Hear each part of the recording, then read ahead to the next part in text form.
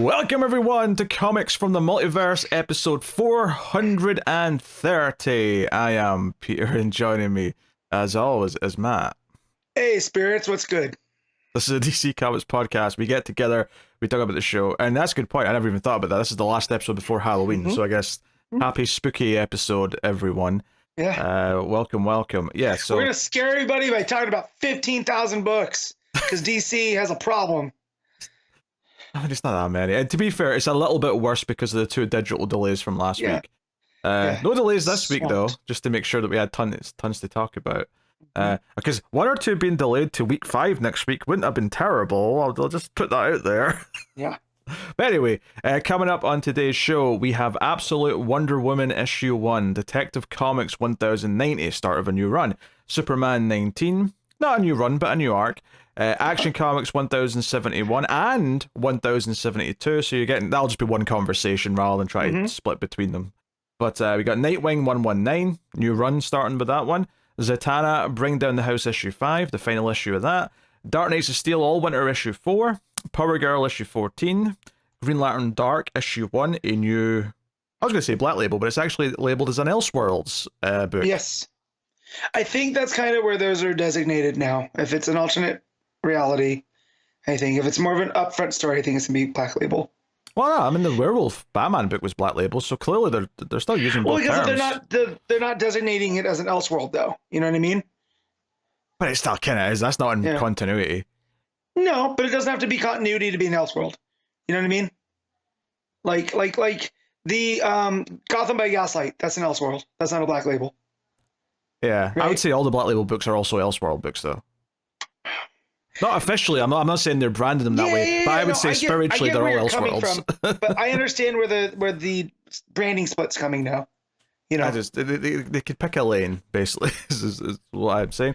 And also on top of all that, I have a Patreon book. I'll be looking at Planetary issue 2 to wrap up the show.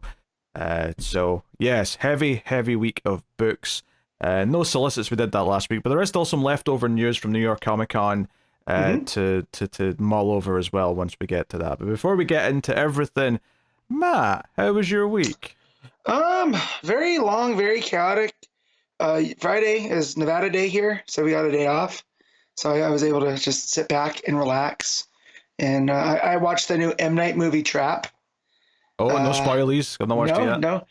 No spoilers, but I will say, Josh Hartnett, where you been? I know you've been acting, but he really showed up for this one. Which I do like that M. Night can pull those type of performances out of people, like, what's his name in Split? McAvoy. You know, I wasn't expecting, it's very akin where you're expecting something very silly, but Hartnett showed up to work. So I appreciate that. I also watched the Josh Hartnett movie this week, funnily enough. Did you watch H2O? No. Okay. No, I watched 30 Days of Night, regrettably. Oh, no. Yeah. Wasn't Who good. directed that? Was that Timur Beckman? No, I said David Slade directed that. Okay. Yeah, another vampire guy. Yeah, he went on to do a Twilight movie. Oh, happy days. Yeah, give him all the flowers and whatnot. Yeah. I've just had a busy week. We're coming up to the end of October, and all the extra like recordings for Screams. Like I've gotten to the section where I've not done any of them in advance, so I've just been editing like a madman, try to get everything ready as well as all the usual stuff, and try and keep the top of the TV reviews. It's just been very, very busy. Yes. More than anything else. I don't really have much anecdotal stuff to point out this week, other than I had a dentist appointment on Tuesday. I went to the dentist and they said your appointment was cancelled 2 weeks ago, and I'm like, I received no notice of this. What is this? Apparently my dentist has left that dental practice. Now they did reschedule me for a few weeks time, so I'm not waiting that long, but it was still annoying. My dentist literally left the building. Yeah, it would have been nice to know. Yeah. And they've sent me messages before, so I know they've got the right number. So I'm just that's my pet peeve of the week. But other than that, I guess I can't complain too much. Again, it's understandable. Yeah. Anywho, that's pretty much it. I don't have too much more to blab on about, which is good because we got a lot of books to talk about. So we'll start off with what was once known as the ComiXology Top 10. I guess it's now just the Kindle ranking, which doesn't quite have the same ring to it, but here we are. guessing for what books came out on Wednesday, where they are sitting at right now at the time of recording on the Amazon US Kindle comic book store chart. Matt, you got a guess for number one? I see there's an X book that came out this week, but we also have an Absolute book that came out this week. So I'm just gonna take a swing and say Wonder Woman Absolute. That's correct. Absolute Wonder Woman is number one. Number two is X-Men, number 6. Number 3 is Iron Man, which is an issue 1 from Spencer Ackerman, who I can't say I know that name. Number 4 is Superman. Number 5 is Detective Comics, which is actually quite a boost for that. That was not doing particularly high-ranking numbers on here for a lot of Ram V's runs, so that definitely got a boost from the new run starting. Taylor and Janin, names that sell. Yeah. Although they're a lot more divisive on the internet as a whole than we like both of those names. But if I glance at Reddit or something, I definitely see a lot of hatred for either of them. That's where you made a mistake. You never read the comments anymore. Number 6 is Avengers. Number 7 is Nightwing. Number 8 is X Factor. Number 9 is this week's Action Comics. And number 10 is Void Rivals. So as far as a show for DC there, 5 books out of the top 10, one of which was number 1. That's pretty good. Can't really complain, really. So, very good. Nothing, like, it was a busy week all around. I mean, Marvel had a lot of books as well. Just glancing down, I mean, that new Green Lantern book, Green Lantern Dark, was number 11, which is pretty good for that, to be honest, because it's I mean, Green Lantern can sell, but a weird Elseworldy Green Lantern, making it to 11. I mean, it outsold Green Arrow and Flash, and those are the mainline books for those characters right now. I think, Flash is really dwindling down those ranking numbers throughout this run, but given that we both dropped it, it's not surprising, I guess, but worth mentioning. So, there you go. We got some news to also talk about, and this was actually quite hard to collate because searching just for the list of things that came out of New York Comic Con last weekend did not really give any good results. Even ones that felt like there were a list of different news stories were incomplete because we knew other things existed. So it's entirely possible something is still missing, but we'll cover the ones that we were able to track down. First up, this is a quick one because it's basically just confirming something we already knew, but they have officially announced that Jeff Loeb and Jim Lee are going to be taking over Batman in March, and it is officially Hush 2. That is simply what the story arc is going to be called. Hush yet again. Which is a bit weird because Heart of Hush always felt like Hush 2, but now it's like, well, that's Hush 1.5 and this is now Hush 2. So that was the joke I was going to make. Yeah. That starts with Batman 158 in March, so they're not renumbering, interestingly. I thought they might, but cool to see. So Batman is doing that in March. Kind of a big headline. We'll see like how much comes from it, but Vertigo is back. Like, they're bringing back that name. They've got a whole new logo for it, where it's the classic, because they're using the DC Bullet logo again, and they've got like the Vertigo text coming out the side of it. This was retroactively. Nice House is being added to the Vertigo branding. That makes sense. Kind of cool. Yeah. Yeah, maybe between Vertigo coming back and Elseworlds being a new branding, maybe Black Label's just going to, like, not necessarily go away in the sense that the books will stop coming, but just if it's a DC character, it'll be Elseworlds, and if it's not a DC character, it'll be Vertigo. Maybe that's what we'll be doing now. Which I guess makes a precedent now that we can cover Vertigo books, because we're not dropping Nice House just because technically it's Vertigo now. We're still, I mean, it's still open that if there's something on Vertigo we want to read, we still can, because they were also doing that Sandman book through Black Label, right? The Sandman universe. Yeah. That Tynan was doing. But so that wasn't branded as Vertigo for that whole time, though, was it? No, but that's what I'm saying. That was under the Black Label. Oh, sure, yeah. So if we wanted to, we could have done that anyways. I mean, Connor was the only one that was reading that. Yeah. Also, although that said, though, Chris Conroy, who announced this, did say that Black Label's continuing. So I guess maybe I should just shut my mouth. Yeah. Okay. So I guess we have Elseworlds for DC characters that aren't like R-rated, and then we've got Black Label for DC characters that are R-rated, and then we've got Vertigo for non-DC characters. It's kind of a little complicated, but yes. Fair enough. Whatever. I certainly don't mind seeing the name again. We'll see if it actually leads to like an assortment of new original books that are worth looking at. Because I don't think they announced any books to go along with this. It's back. I expect we'll get some stuff in solicits over the next 6 months or something to usher in this change, but we'll see. Yeah. Yep. Okay, so we got that. Relatively big announcement here, actually, where we're kind of waiting on Absolute Flash being a thing. But apparently it's coming from Jeff Lemire and Nick Rowe. So Jeff Lemire's doing Absolute Flash, and as well as JSA. Yep. Yeah. Wait. Yeah. What? We didn't know about this. We did, but we didn't know Nick Robles was doing. Okay, that's the news. All right. I was going to say, we did know this. We've known this for ages. Yeah. Yeah. Well, I don't know if it was actually confirmed.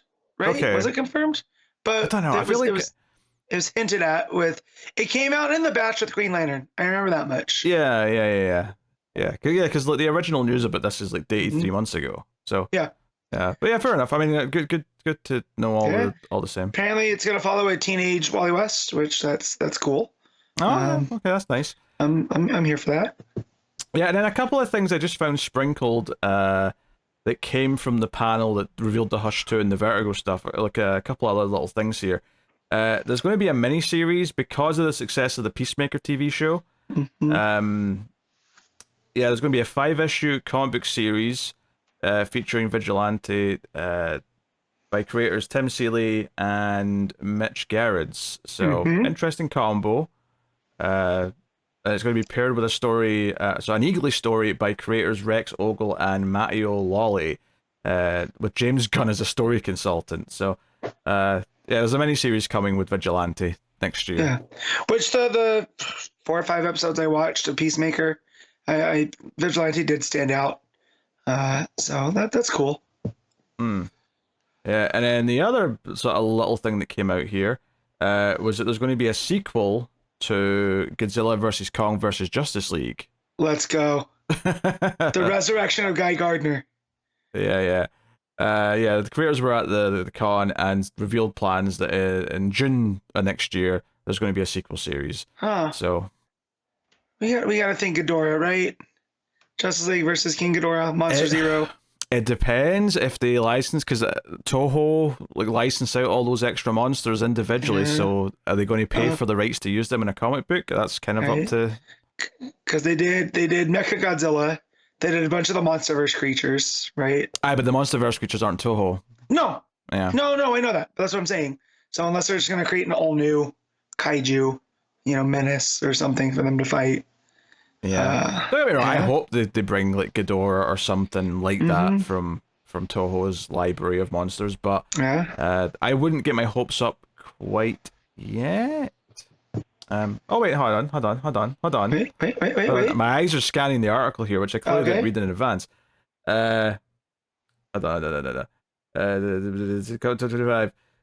Justice League versus Godzilla versus Kong 2. The action moves to Legendary's Monsterverse as the supervillains of the DCU attempt to weaponize the Titans. So this is going to be the DC characters going to that universe, as opposed to the other way around. Gotcha. With the heroes in pursuit to halt their plans. They'll be treated, or the readers that is, will be treated to titanized versions of DC superheroes. Okay, so some of them are getting big. As well as Legendary Comics Colonel Shaw and new Titans, including Ghidorah, Rodan, and Mothra. All right, they're bringing all the big guns out. Fair enough. They're doing it just like in King of the Monsters, right? This is me being cynical before I read all the text and just assuming that it's not happening. Yes. Although I feel like, I guess that is just kind of aping the King of the Monsters storyline, just adding the DC supervillains in there, right? Well, not the storyline, because the storyline is probably going to be completely different. Because the storyline in King of the Monsters was very specific about this echolocation device and eco-terrorists and stuff like that. I don't expect that's going on here. Which Which of the DC characters do we think are getting titanized? Give me a giant, uh, I don't know. I don't have one. Black Manta, I guess.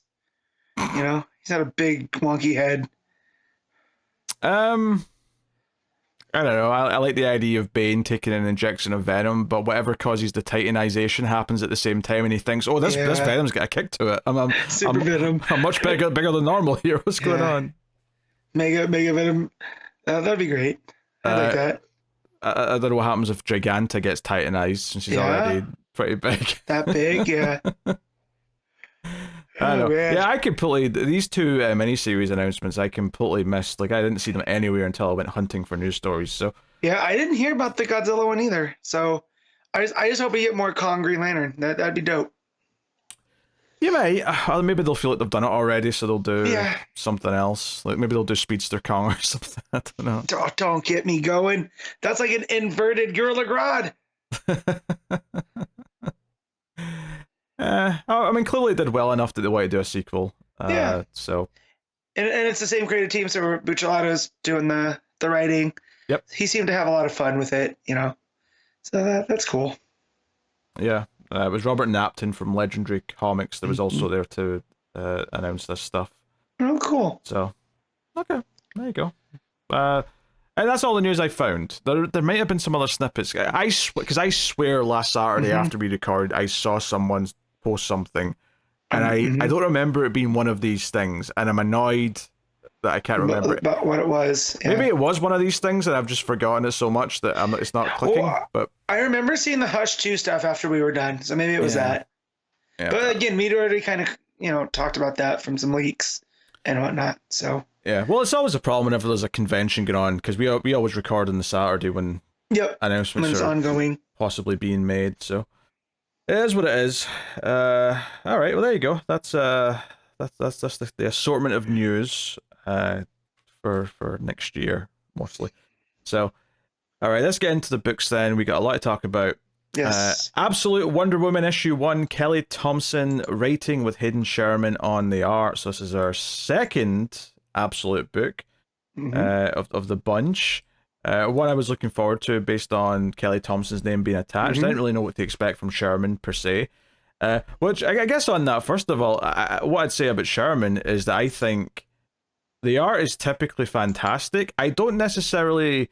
It's one of these artists that kind of fall into the... I don't know if I love it when the characters are just sitting talking to each other, because the faces aren't necessarily the most performant in terms of expressions and subtleties. But when it comes to layouts and action and big epic moments and like getting scale across and like making things feel like they're huge, that stuff is on point. Like that stuff I was enjoying. Every time Wonder Woman, because the story's kind of split into like the present day and flashbacks to her upbringing. And inherently, all this stuff in present day with all the action, I thought looked fantastic. And it's not that the stuff in the flashbacks looked bad. It just didn't have that same spark. I do like their parts in the flashbacks where we see time pass, and it's the same cave that Cersei and Diana are living in. But there's little subtle differences looking around to show that time's passing. And I thought that was handled really well. Just, there's smart craft going on for sure in terms of layouts and like that's it kind of thing. But yeah, when they're kind of just sitting around and it's kind of quiet, it feels like we're wasting some space that we could have been doing some really rad things. But the story is what it is. I mean, I don't even think it's necessarily. It's just a my taste in like face art, I guess, for lack of a better term. So yeah, this book starts off with this, giant kind of almost Hellraiser-esque upside down pyramid appearing over the water at Gateway City, I think they said, which they say is in California here. Has that always been canon? I don't know. This is the first time I've heard it, but it makes me think of, the Golden Gate. They call it the Golden Gateway. So maybe this is supposed to be like a stand-in for San Francisco.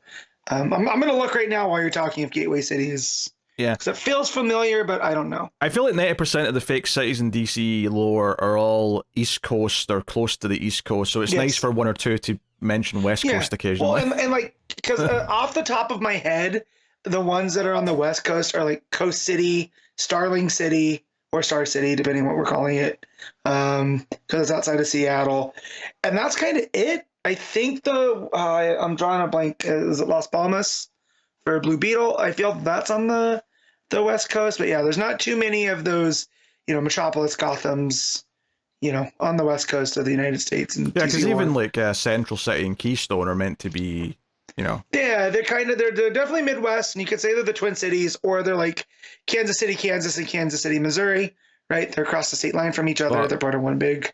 But they're still much closer to the East Coast than they are anything else. I mean, Midwest. They're kind of middle of the country. At least that's how I've always taken those cities, Keystone and Central, because the fact that Wally's from Blue Valley, Nebraska, and that's not too far, right? Nebraska's dead center of the country. So, Gateway City's been around for a minute in DC. I feel like I could name you 10 fictional cities from DC. I don't think Gateway would be one that I'd think of. I'm a nerd for this stuff, and I wouldn't either, but it's been around since Showcase number 60 in February 66, and it was the traditional home base of the Spectre and Wonder Woman. So, okay. Kelly Thompson reaching deep into the bag here. I like that. It's definitely not been used in a while, because I don't remember it coming up too often. Because even something like Midway City I'd mentioned before I get to Gateway City. Yeah. Well, yeah. And Hub City, right? The home of the Question, typically. That one comes to mind. So, yeah, Gateway I thought was new, but turns out I was wrong. Yeah. So this thing appears over the sky. The news reports are going nuts, but these like winged demon things start flying out of it and attacking people. And that's when Wonder Woman on her Pegasus, which is a skeleton with wings, not looks like looks like a thestral, skeletal, winged horse. Yeah, a thestral. I know that word. You do now. You're such a nerd, Matt. Thank you. If Connor was here, he'd be backing me up. Let me just say, it's the only time I've ever needed the tag in for Connor, Yeah, well, Connor's dead, so you're not going to get that. Next week, seance. We get the Ouija board down next week. Try and contact Connor. The Gingy board. So she's got what I can only describe as a Final Fantasy sword. Yes. To hit these winged beasts, and she's got a big helmet mask on, and she's got like a red-black color scheme, except the W on her chest, which is silver, but everything else is black and red. Yeah, that helm reminded me of Ares, like when we do see Ares pop up. Very reminiscent of that. Very looking dark. She rubs blood on her eyes too when she takes the helmet off. You're like, oh man, Wonder Woman is metal. Oh yeah, this is definitely more warrior sort of stuff. But obviously, we get a big splash page of her clanking her bracelets together to make a big boom. And then it gets on to the backstory, and we find out that Themyscira does exist in the Absolute Universe, but Diana did not grow up there. She was perhaps born there, but was taken from there as a baby and given to Circe, who was spending time in hell on an island, a much smaller island than Themyscira. Yes. And basically, hey, this is part of the punishment. The gods are punishing the Amazons, so they don't get their baby. Here, you have it. We don't care if it lives or dies. It's Apollo delivering it for the record to Circe, and Circe's like, "What's a baby? What am I to do with this? It's hell. I don't want this. What's going on here?" Also, he puts like a hex or whatever you want to call it on Circe, so she can't say the word Amazon, so that Diana can't like hear it. And part of the story in the flashbacks here is that when she gets to like teenage kind of age, she basically starts to just know the word internally, and it's like, there's a word I think I know, even though I've never heard it. I dare, should I say it? And Circe's like, oh yeah, say it and know it's true. And she says the word Amazon, and it's like a big moment. Yeah, it's what I like here with Circe and the playing with the magic of it is like there's something innate in Diana, and instead of trying to squash it, she is nurturing it. And even though there's this word that she can't say, there's nothing that Apollo did to Diana that says that she can't, right? So Circe with all that magic, there's something that's very, innately magical in Diana, and she's gonna bring that out, and I like that here because it kind of matches what we know with Hippolyta and how defiant Diana was, right? There's almost the inverse of this, Yeah, I don't even know if I'd describe it as magical per se. I would just say it's Diana's spirit, if nothing else. Like her, Yeah. she is who she is no matter what. Like, Right. you know, all these creatures come that are dangerous, and Cersei sort of notes that very quickly Diana would just like grab them and hold them and be kind, and before long, all of these creatures that should be trying to kill her were her friends. You know, there's literally a page on those like 3 2-page layouts where she's growing up in each page. She's, you know, as a toddler, she's literally playing with like a red snake and these little red demon imp things and some lizards and just having a little ball. Yeah. Yeah, I do like that. It just shows also that her compassion defines her in kind of the same way over with Absolute Batman. There were still some things that were very much Bruce, even though kind of the things have changed. There are things that were just innate, and here it's almost as if her compassion's there, because the pages before that, when that little fire dragon blows fire into her face, you know, she grabs it, and instead of like throwing it like she does the snake, she like caresses it and is like, no, it's okay. As when, you know, when she's a toddler. So it just shows this is who she is no matter what. Yeah. So when it comes back to the present day stuff, she comes up to like a soldier who's here, and she's like, "Are you in charge?"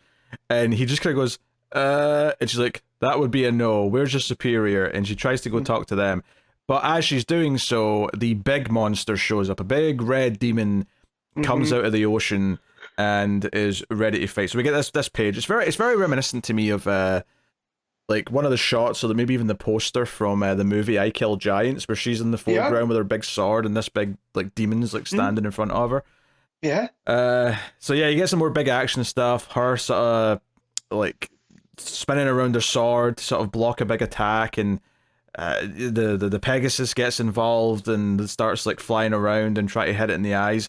However, this big monster thing, this big red demon mantis-y looking bastard, basically has some form of heat vision that he starts firing at Diana. And it's a whole thing. So lots of big action pages here. The little demons get back up at one point. Really, like when I talked about the art excelling, it's stuff like there's a page here where the second time the big monster fires its heat vision at Diana, there's this great sequence where it's like it's showing you the different stages, as if he's turning his head trying to hit her and she's running away from it. And it shows this by obviously having like 5 different beams coming from his eyes, but Diana's movements are sort of presented all sequentially, which is not unusual for comics, but they've done this little touch here where each like different movement in the timeline is represented with like a box drawn around her. Like a border, Yeah, but it's not like a panel in a comic book. It's more like a border that's drawn in the 3D space that she's jumping through, and it really gives this sense of motion and fluidity as she's like dodging this beam that's moving. It does a really great job of like emulating that feeling as she comes around. It feels very tactile, right? Like it's and very spatially aware. Like we can follow it perfectly. It makes it feel 3-dimensional in a way that like 2D shouldn't feel this 3-dimensional, but it does. And that's quite good. So yeah, great stuff. She gets, you know, blasted with it anyway, though, you know, much to her chagrin, and gets, you know, kicked down the entire beach of the city. And that's when we get the flashback to the Wild Isle, which is the island in hell she grew up with Cersei on, where she first says Amazon for the first time. And again, one of my favorite bits of sequencing in this book is that you get one page of this flashback, and then it mixes the present day and the flashback together, because you get like her basically getting back onto her feet after getting blasted with the heat vision. So she's, you know, she's in the sand, she sort of slowly gets up, and these panels play out in the background as the panels in the foreground are the flashback continuing with, you know, Cersei kind of saying, hey, you're going to be special, you know, say it again. She's like, I'm an Amazon, you know, you're going to be important. And Cersei's narration throughout, and it kind of wraps up again at the end here, is, you know, to fall in love with a child is to raise it, but to prove your love, that means letting her go. So you really get this sense that not so much that it lines up exactly with like her popping out in present day. Like I don't think this flashback is just you know, an hour ago. I think there's a bigger time gap there, but it does kind of feel like it thematically really links up. And you know, she pulls out her version of a lasso here in the final page, and she does say she's Diana of Themyscira. She knows of that place, even though she's never been. Well, as far as we know, maybe as far as we know, because they make a big deal that Zeus had locked up the Amazons. Yes. Right, for what they had done. And again, that's a very dark sided, because man, remember, this is the absolute world where dark side's the prime kind of motivator here. And so that seems very much like a thing that we're going to remove this and she won't be a problem. Only it's finding, Dan's finding a way. Yeah, worth mentioning though that in the time between leaving Cersei and showing up on Earth, it's entirely possible that there is a trip to Themyscira in that time. I would guess there isn't. I think she's not been there, but I'm just saying that the possibility does exist. Yeah, it's there, and we don't know how much about the gods she knows, right? Because it's not like she's calling out to the gods or anything. Everything is very much, she's doing magic like Cersei. So it's very much, instead of Diana calling upon, her patrons from Olympus, she's relying on this magic that Cersei taught her. Yeah, I mean, Cersei's narration at the end just mentions giving her like the weapons and the armor, the greatest things imaginable. But that does make me think that more of the flashbacks we might get going forward will be how she gets, this stuff. Like, what is this lasso? Where did it come from? Right. Her bracelets here in this case, where did those come from? So I suspect we'll get more of that as the issues lead on. I mean, I think this issue, it really boils down to two things. You've got all the present day stuff with the big fancy action, the monster attack, and Diana being a badass, and you've got the flashbacks explaining how different her upbringing is here in this universe, which is she's in hell on a small island with Cersei, who kind of becomes the mother figure. That's interesting. That's a big of enough difference to get us going. So yeah, I was really into this by and large. Yeah. Me too. And again, like with the art here, like those monsters look cool, right? They're nothing like that we're used to. Like they look like little like bat dragons, right? But then when you get to the big one, and its head kind of peels apart, almost like the Demogorgon in Stranger Things. But there's also eyes on it, so it's unlike anything I've seen, which is cool. I like when art can do new things here. And it makes it feel like a threat as well, like this strange creature and the floating pyramid behind it, that's inverted. So yeah, the art and the words working pretty well together. Yeah, like I say, like that 2-page layout of her getting up after being knocked down as the flashbacks playing out in panels over top, it really creates that effect of like you're watching a movie and you're intercutting like an emotional speech from a past scene with the character kind of standing to rise to the occasion in the present day part, and I think it really nails that feeling. Really, really good stuff. So yeah, no, I think this is another solid first issue for these Absolute books. They've not faltered yet. Inevitably, one will not be great, and like that'll happen when it happens. But admittedly, I wasn't expecting the Kelly Thompson one to be the one that failed. But no, here we are. It's really good stuff. Art is typically extremely good, right? I don't necessarily love every single, face when they're just sitting around talking, but the action layouts and the way it creates momentum and scale is really quite wonderful. So yeah. So, all right, what are you giving Absolute Wonder Woman? I mean, it's 8.5. Yeah, honestly, that sounds about right. Yeah. I kind of want to go to the 9, but I think maybe it is just shy of being classed as amazing. So I will agree with the 8.5, but very, very, very good. All right. Detective Comics 1090, Tom Taylor writing with MIkel Janin on the art. So we're kicking off a new run in Detective, and it is Tom Taylor coming over from Nightwing. This is an interesting book for a lot of reasons. It obviously looks great. If you like MIkel Janin's art, you're going to love how this looks. I do think the voices for the characters sound pretty good. A little bit more old school in places, but that's completely fine. Yeah, things look great. We've got a mysterious new serial killer going around. And I will say, because there's a flashback story in this as well, to do with the Waynes, right?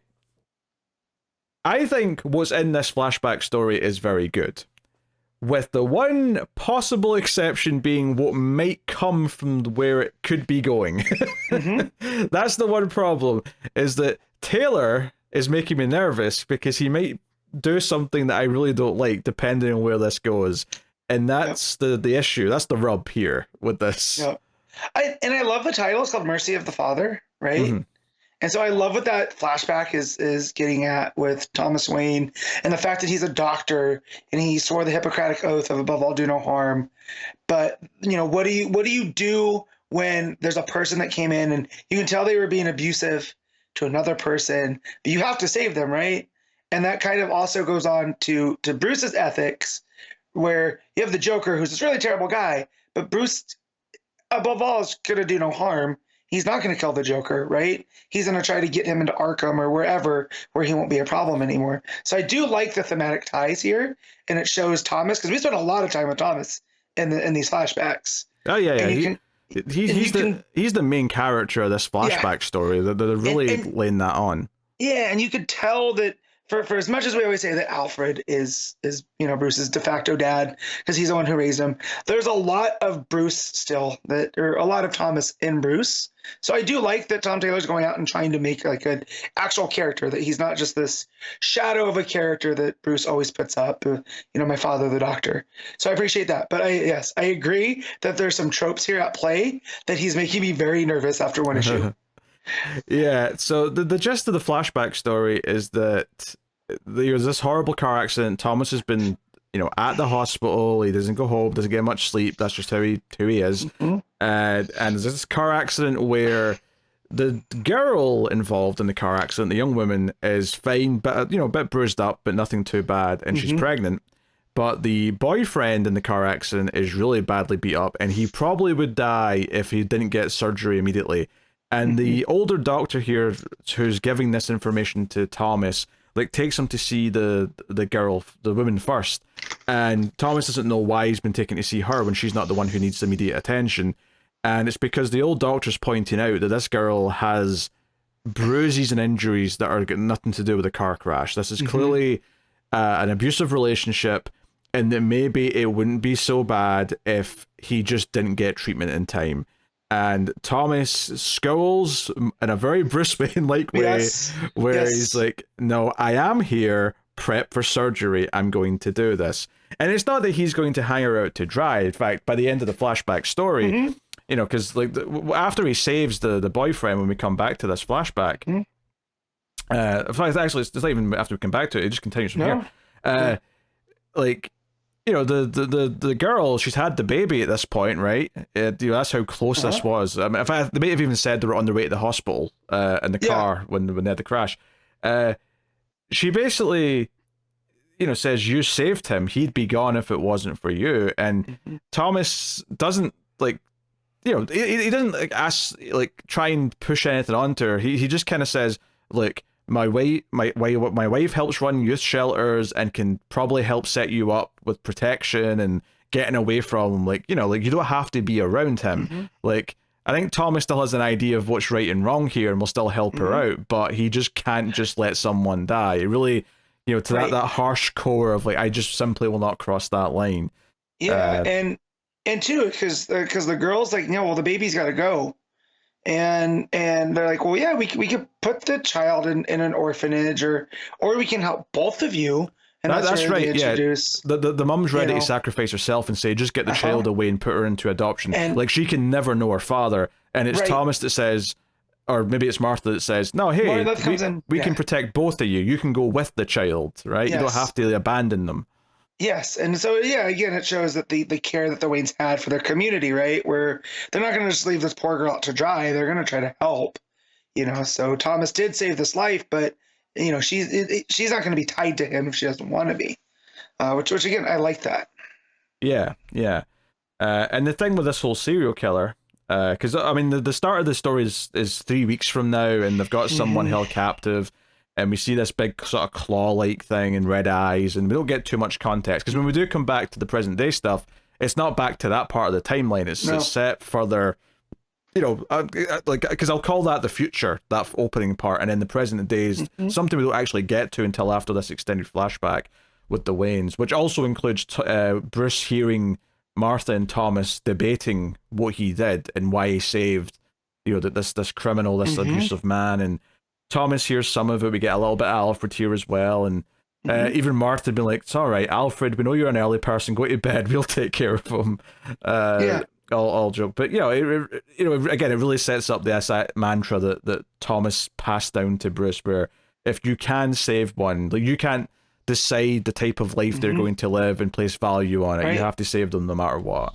Yeah, So. which again ties into Taylor's Nightwing, because that's kind of what Dick was doing, right, in Bloodhaven, is we have to give them the choice. We can't just force this upon people. So I do like that thematically, Taylor's keeping this going. Yeah, and we come to present day. Batman is doing his sweep as he normally does, and there is a gunshot. A young man was robbing a store and has shot the guy who, the cashier. But it turns out that he's actually quite scared that he's done this, and he didn't mean to. He thought the safety was on. So he's actually going to call an ambulance when Batman comes smashing in the window, and Batman just punches him without thinking about it, goes to help the man that's on the floor, and the teenager runs away, but Batman's put a tracker on him. However, whoever this villain is, this killer, is watching from the rooftops and is like paying attention to this. So Batman's like in communication with Oracle. Oracle's tracking this kid down into the sewer system or whatever. And I think what I liked about this, right? Obviously the art's gorgeous here, particularly when it goes from the green of that page where he's talking to Oracle to when he finds the kid's body, and it's all like, just a harsh red light coming in from the city up above, and the color tone completely changes. But what I like about this is that I was actually ready to critique the book, or not critique the book, but go, like, that was a bit shitty of Batman. As much as the kid did something wrong, he was trying to call an ambulance when Batman came in and punched him. And I actually thought it added a lot of layers to this, that when Batman finds the body, he almost immediately says, he was calling an ambulance and I hit him without thinking about it. He ran because he was scared of me, and that led to his death. And in some way, Batman feels responsible that this teenager went running and got killed by someone else. And as the dialogue implies, this is not the first person that's turned up dead in Gotham. This is a similar kill style to previous victims. So I kind of like the weight that this has on Batman, that he, by just going into Batman mode and being big and scary without thinking about it, led to this kid's death, instead of him actually recognizing and like... I think that's almost like a dark reveal that he knew the kid was phoning an ambulance and he still did his Batman shtick anyway. That made that scene, in hindsight, really interesting to me. I also like where he apologizes to the dead body. Yeah, So, yeah. I'm sorry, Sam. And even to where uses his name. Like, that's a very good point. I like that as well. Yeah. And even Oracle, who's been through everything with Bruce, right? Asks him if like he needs a moment, She's like, Batman, are you okay? So I do like that there's some heaviness to Bruce right here, right? He seems like, not that he's in over his head, but he's like, I gotta not just do everything on instinct. Yeah. I'm always down. We said this in Batman and Robin Year One, but I quite like when Batman makes a mistake and has to live with it and like realize what he's done wrong and sort of deal with it. Like, I really like this part of the book quite a bit. Bruce, I should say, he's got like a gala thing to go to, and we get introduced to Scarlet Martha Scott. Presumably, the baby from the flashbacks has grown up, and Bruce talks about having known her when he was younger. Now, this didn't bother me. I feel like people would probably get into this thinking that I'm going to be annoyed at this because they're retconning someone into his past. And well, that's technically true, and I don't necessarily love when they do that. My problem with this tends to be when they're retconning someone into his past that's shocking to him. I don't mind so much that it's someone that he knows he knew, and it's especially when it's not someone who's like a big deal in his life. This was someone that my mum helped before she died, and I was casual friends with her. I'm kind of okay with that. Yeah, well, she ended up working for Wayne Tech too, though, right? Like, well, yeah, but that's part of the retcon. I'm saying that this is a far cry from Ghost Hunter, Maker. right? Yeah. Or Maker, Ghost Maker. Or any of the chip characters that he created in the night that show back up. Where it's just like, well, what are you doing here? I haven't seen you in years. This feels more familiar. It just feels like it's less egregious to me. It's still got a little tinge of that, but it's far less egregious to me than those other examples. Look, if the story can pull it off, I'm always more for it, right? Am I going to groan a little bit when something like this happens? Yeah, but that's just comics at a certain point, But yeah, here I feel like the story is at least a little bit interesting with the fact that she worked at Wayne Tech and now she's going off on her own to do this other thing, But yeah, just the fact that her middle name is Martha. as well. It does show that, Well, of course, they'd be connected still. I mean that just makes sense. That's what tells you it's that baby. Is that this woman obviously gave her that middle name after the woman that helped save her and get her away from her abusive boyfriend. It just it makes sense. Yeah. That said, though, it's also completely fair to say, and I think this is a fair complaint, something we have to acknowledge about Batman stories recently, is that one Batman story that we're all sick of is a villain, new or old, has taken over the city, right? Because it happens a lot. And there is something to be said that the next Batman story that we seem to get a lot of is something new about their past shows up and, makes them rethink things or, you know, shocks them or is whatever, right?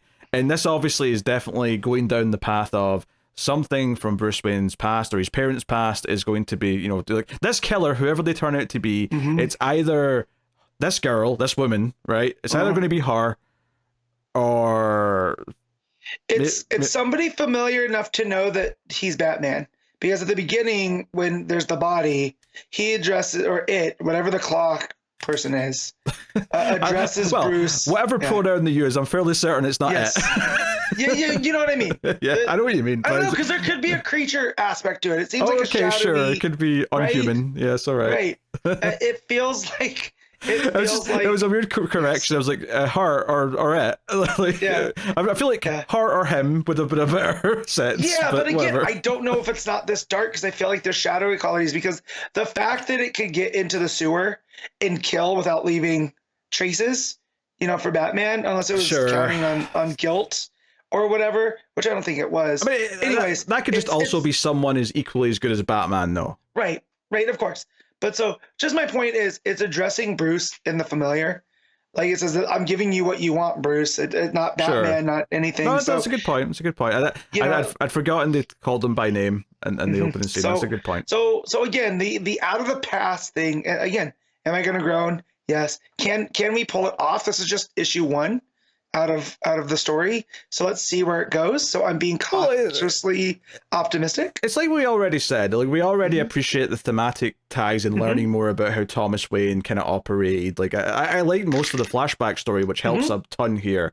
And like what this character introduces here, this Scarlet, she's doing a little medical research, and it turns out she's selling a ridiculous new medical like procedure or treatment, I guess we'll call it a treatment, to help keep people young. Bruce meets these 2 rich people that he knows from the city who look younger than the last time he met them, and it turns out that she's been giving them this treatment, and Bruce is offered it, and he has that little thought to himself, well, I've always turned down superpowers, I've turned down kind of magical enhancements or power rings or anything else, but if just basic medical treatment can give me something back here, and obviously this is set up in the issue because he's too slow to actually keep up with the teenager getting into the sewer, and that's part. Let me finish. And that's part of why he's too late to catch that. But what I like about this, and I've seen some people online groan that this is just an excuse to keep him young but I'm like, first of all, DC do not need to give us reasons for why they're still young. They'll just keep doing reboots. It's fine. We don't have to actually explain that. Look, but hold on, okay. Let me finish my point. But what I actually like about this is that several parts of Ram V's Detective Comics run, and several parts of even a run that I don't like, which is Zdarsky's Batman, from an editorial point of view, they have been hammering home this idea for the last 6+ months that Batman is getting a little bit older and he is struggling. He's feeling the pain a bit more. He's a little bit slower. It was talked a lot about in Ram V's Detective run. I think maybe even Tamaki's run in Detective, they might have brought this up. This is something that has been coming up and has been addressed repeatedly for at least the last 6 months to a year in various Batman comics. So to me, this idea of him being offered a possible way of rejuvenating his youth a little bit to be a better Batman, whether or not he takes it, and arguably he shouldn't, but the idea of him looking at it and being a little bit tempted, because this feels like it has more weight because we've heard this character say this from other writers' books for the last year, and I think that gave this a little bit more of. And this is something I'm going to say about Nightwing when we get to that as well, because that's also the start of a new run. This really feels like Taylor has been reading all the Batman books that have been coming out in the last couple of years, and he's not trying to just move away from them. It feels like he's actually trying to address stuff that they were bringing up. Yeah. Anyway, Thematically, it fits. But I was just say, as a 39-year-old man, right, if you offer me something that's not going to make my bones creak, I'm not a billionaire, but I would, and I'm not Batman, I would definitely think about it. So who is Batman not to? This man constantly is jumping off of things. His knees ain't young. You know, no. he's wearing all that gear, and in fact, I hope he takes it. I hope if he can get not creaky knees, I am here for it, because, like you said, all that stuff that you brought up, we've seen this. I'm a little bit a step too slow. You know, I can't make the save like I used to. Yeah, and that's him coming to terms with his mortality, right?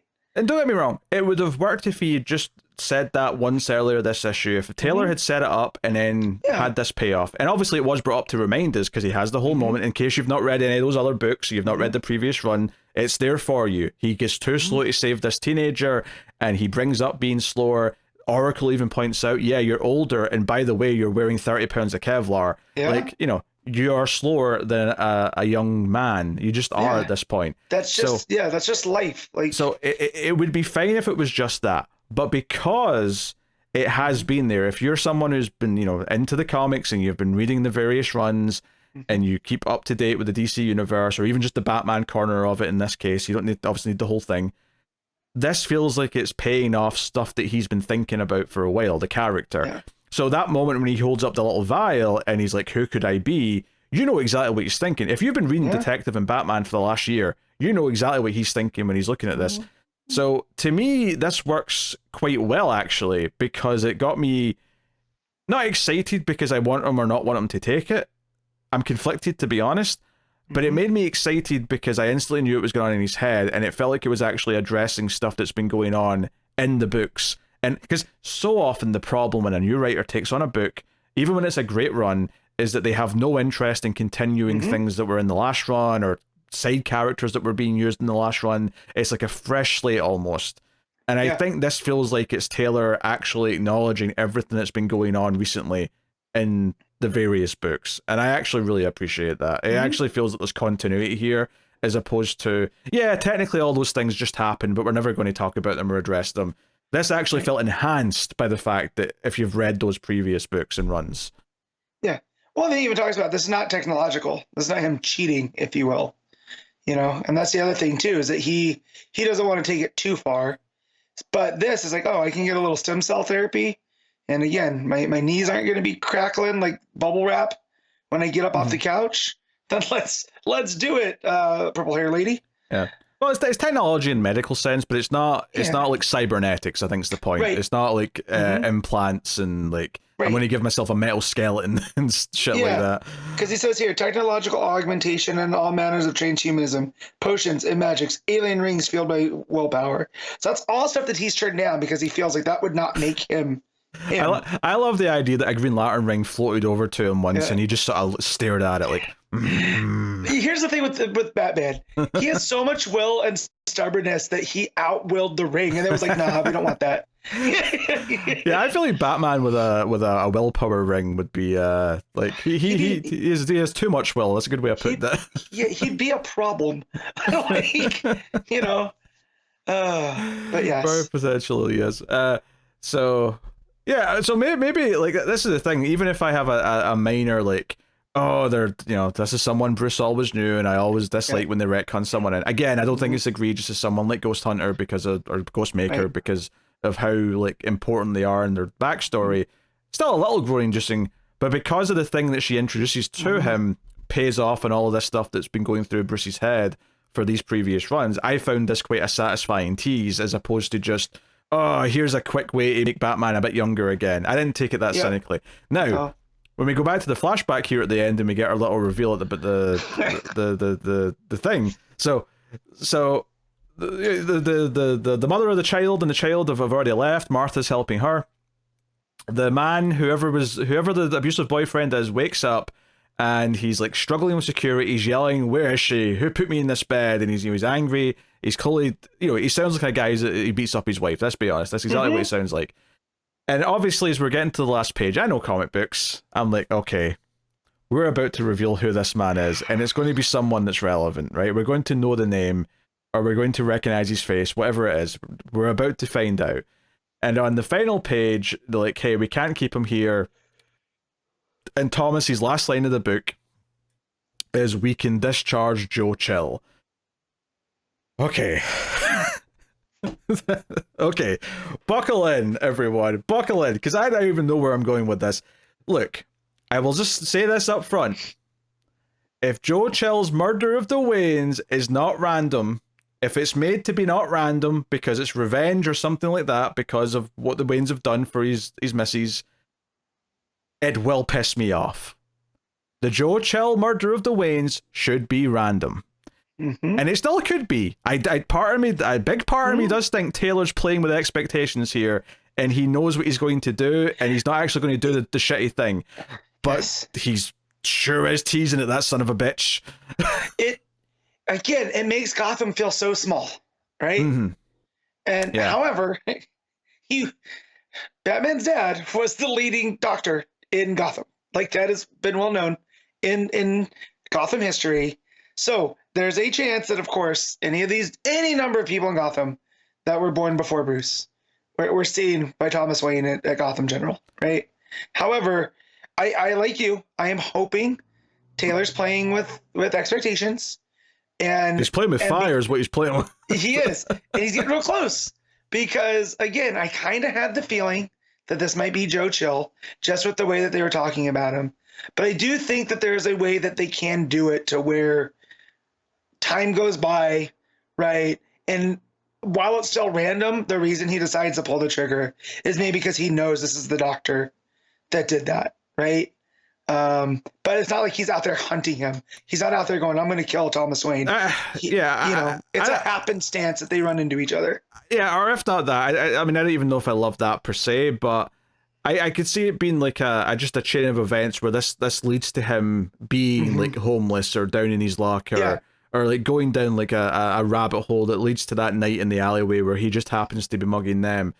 But I almost don't even want Joe Chill to like know who he is. Like, it is possible here right now, from the end of this book, he doesn't necessarily know the doctor that treated him.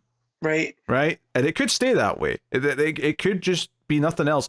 The important part of this might just be, that young woman's Joe Chill's daughter, and that's something to explore. You know, do I like if she's the one that turns out to be the murderer, which seems to be the obvious conclusion to draw at this point, but, you know, we're only one issue in.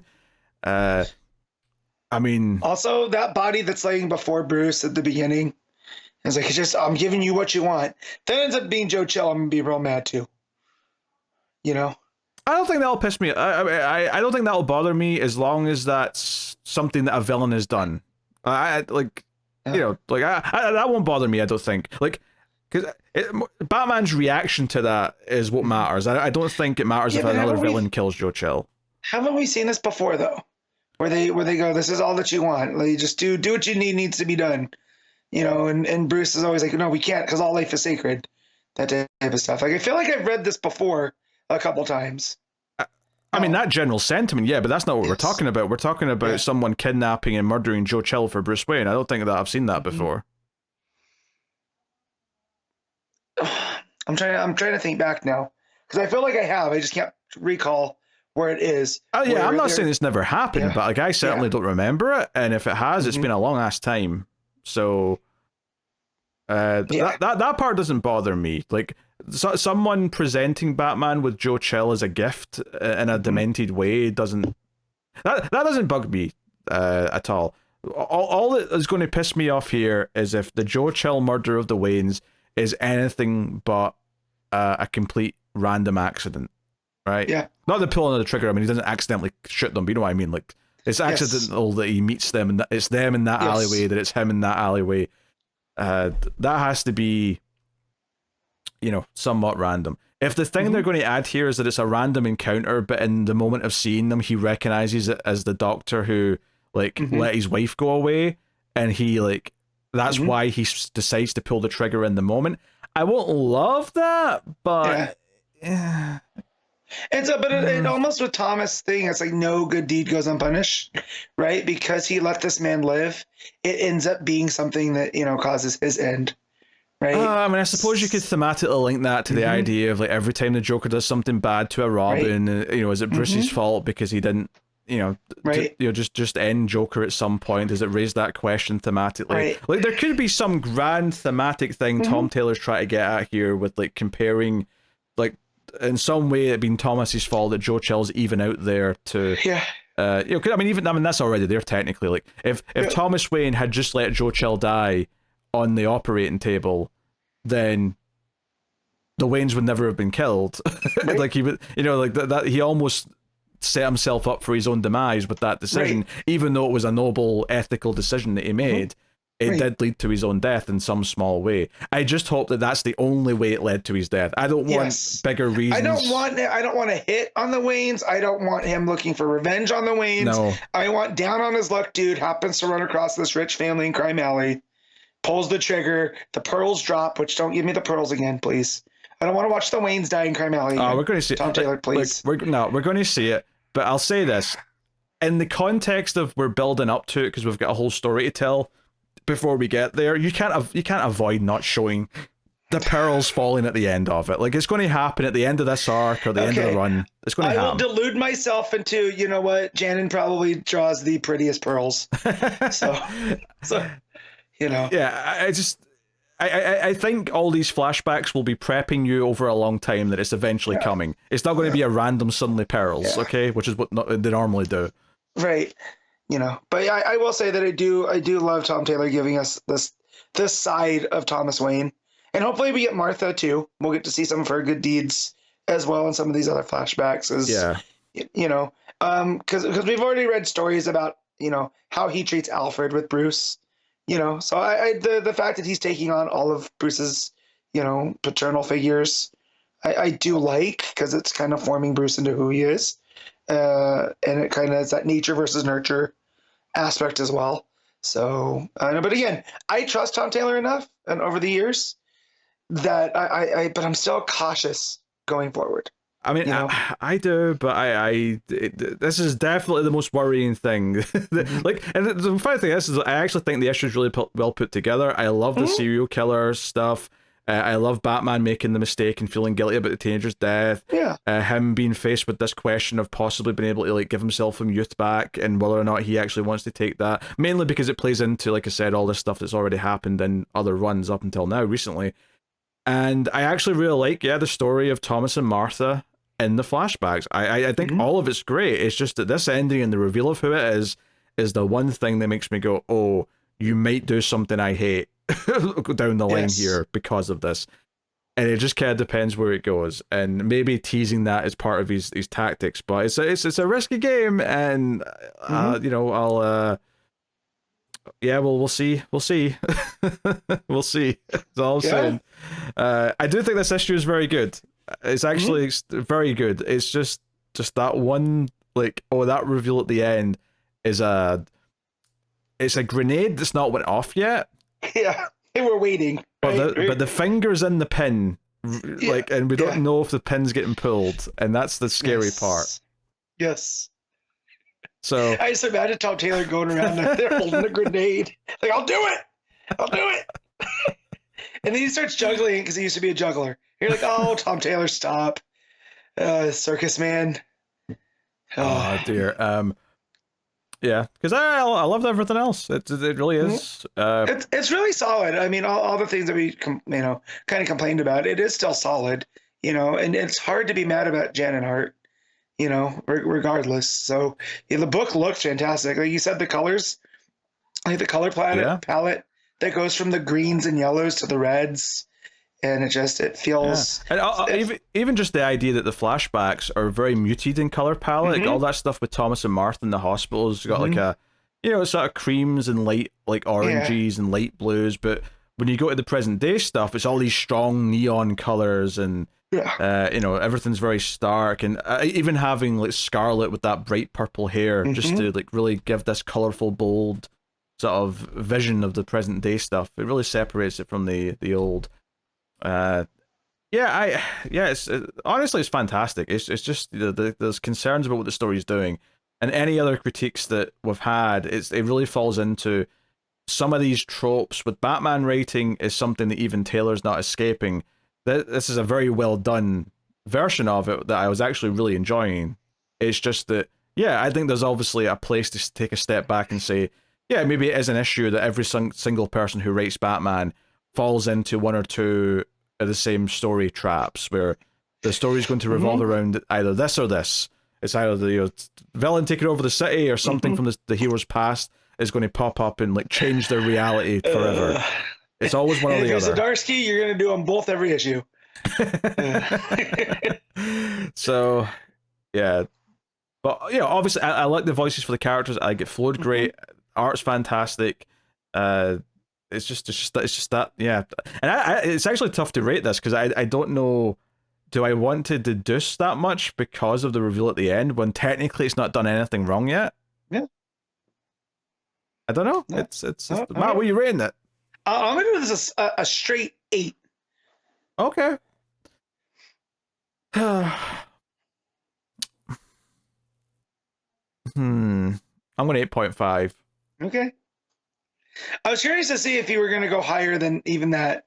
And honestly, I felt like you felt some restraint, because again, there's actually nothing actually wrong with the issue. It's just my own apprehensiveness. No, it's fantastic. I feel like you're even being too muted by saying, "Oh, it's still solid." It's more than solid. It's fantastic. It's just that I probably would have given this a 9 or higher if it wasn't for this potential that it's introduced at the end.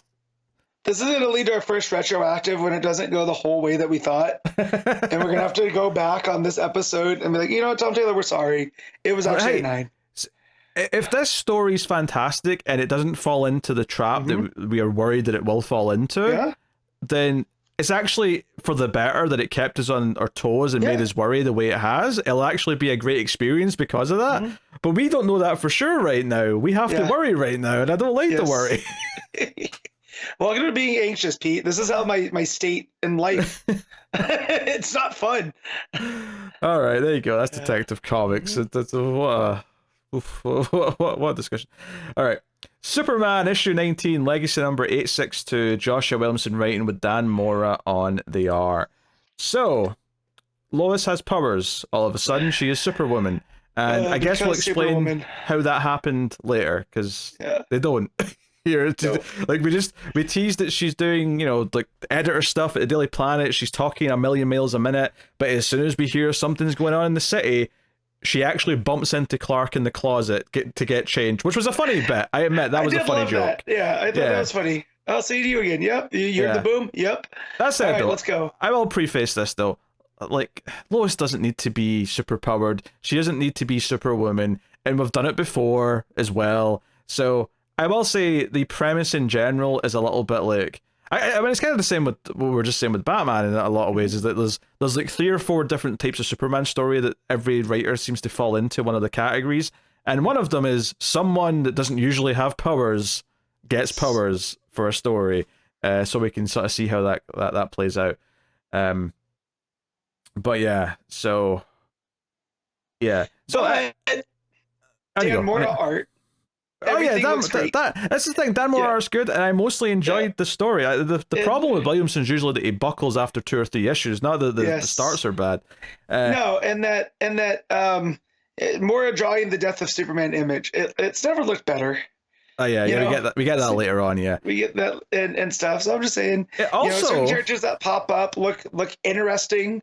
So yeah, I'm taking the positives here. Yeah, what's funny as well is that